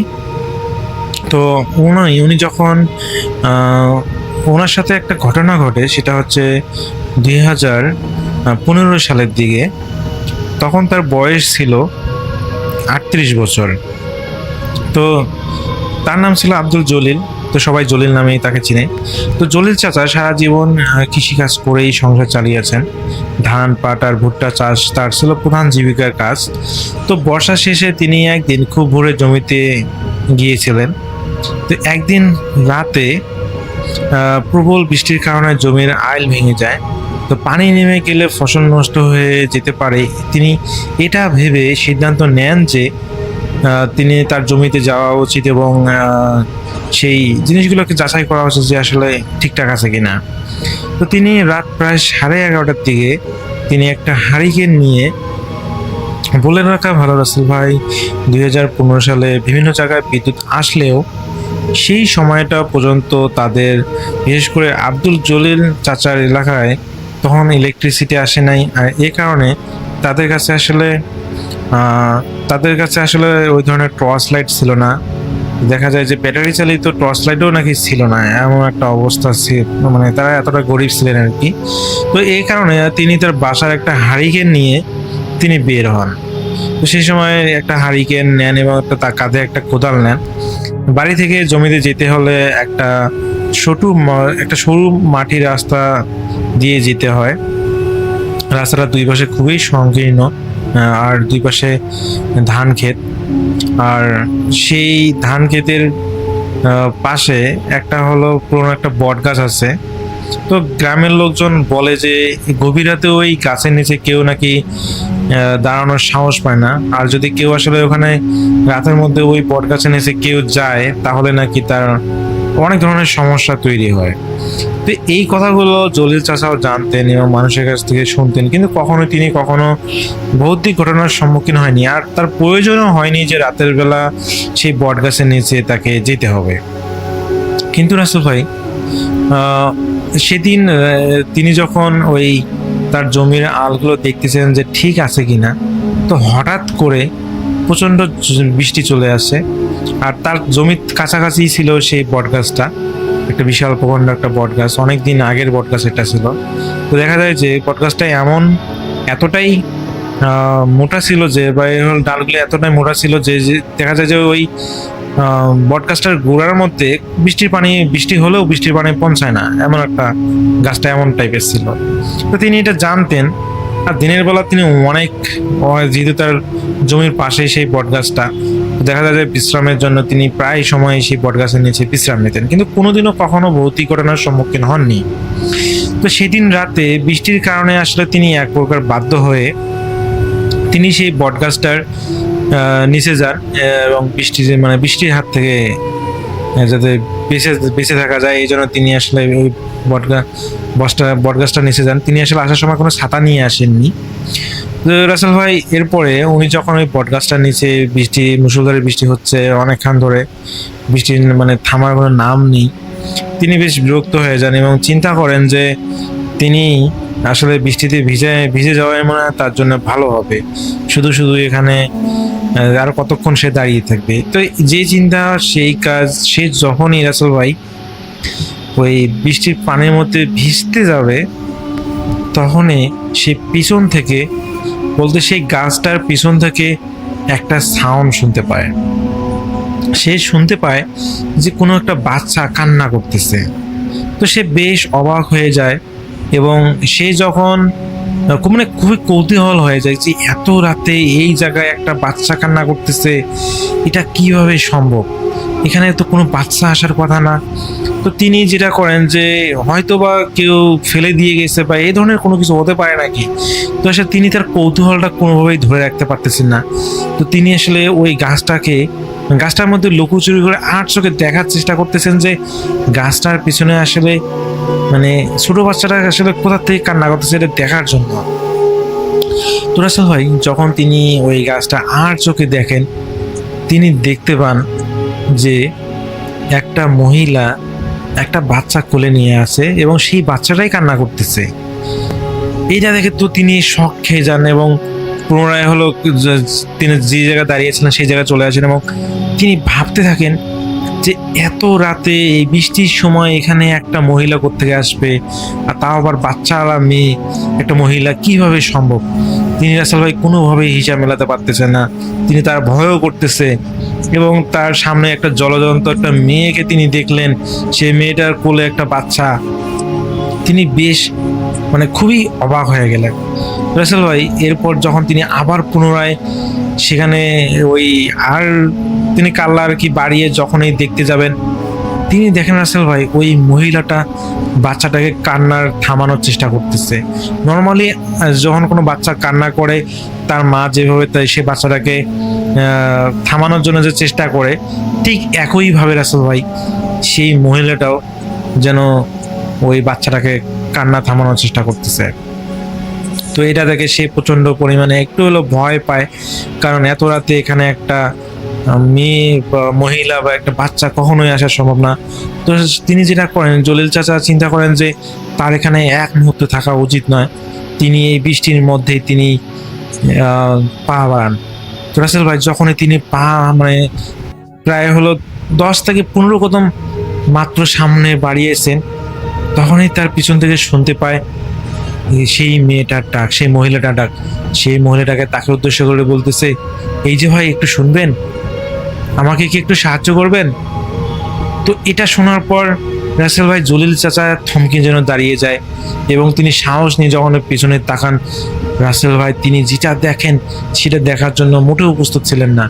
তিনি দেখতে পান সেই বটগাছের নিচে কোনো ধরনের কোনো বাচ্চা নেই, কোনো মহিলা নেই।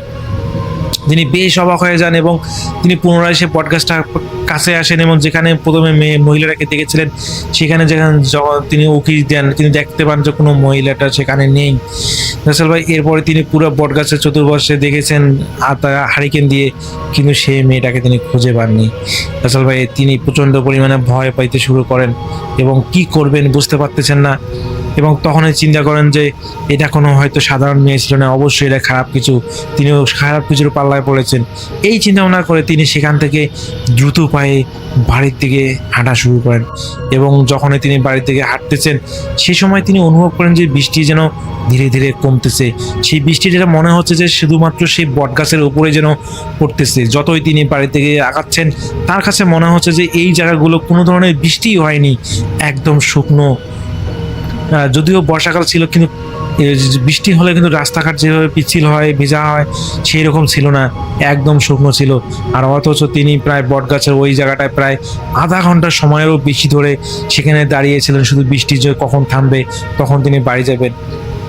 রাসেল ভাই তিনি এরপর বাসায় চলে আসেন এবং বাসায় চলে আসার পর তিনি সমস্ত ঘটনা তার স্ত্রীকে খুলে বলেন এবং তার স্ত্রী বলেন যে হয়তো সেটা কোনো খারাপ কিছু ছিল, আল্লাহর রহমত ছিল তো আপনার প্রতি যে আপনার কোনো ক্ষতি হয়নি। রাসেল ভাই সেদিন সারা রাত ওই জলিল চাচার শরীরে এত পরিমাণ জ্বর ছিল সেটা বলার বাইরে।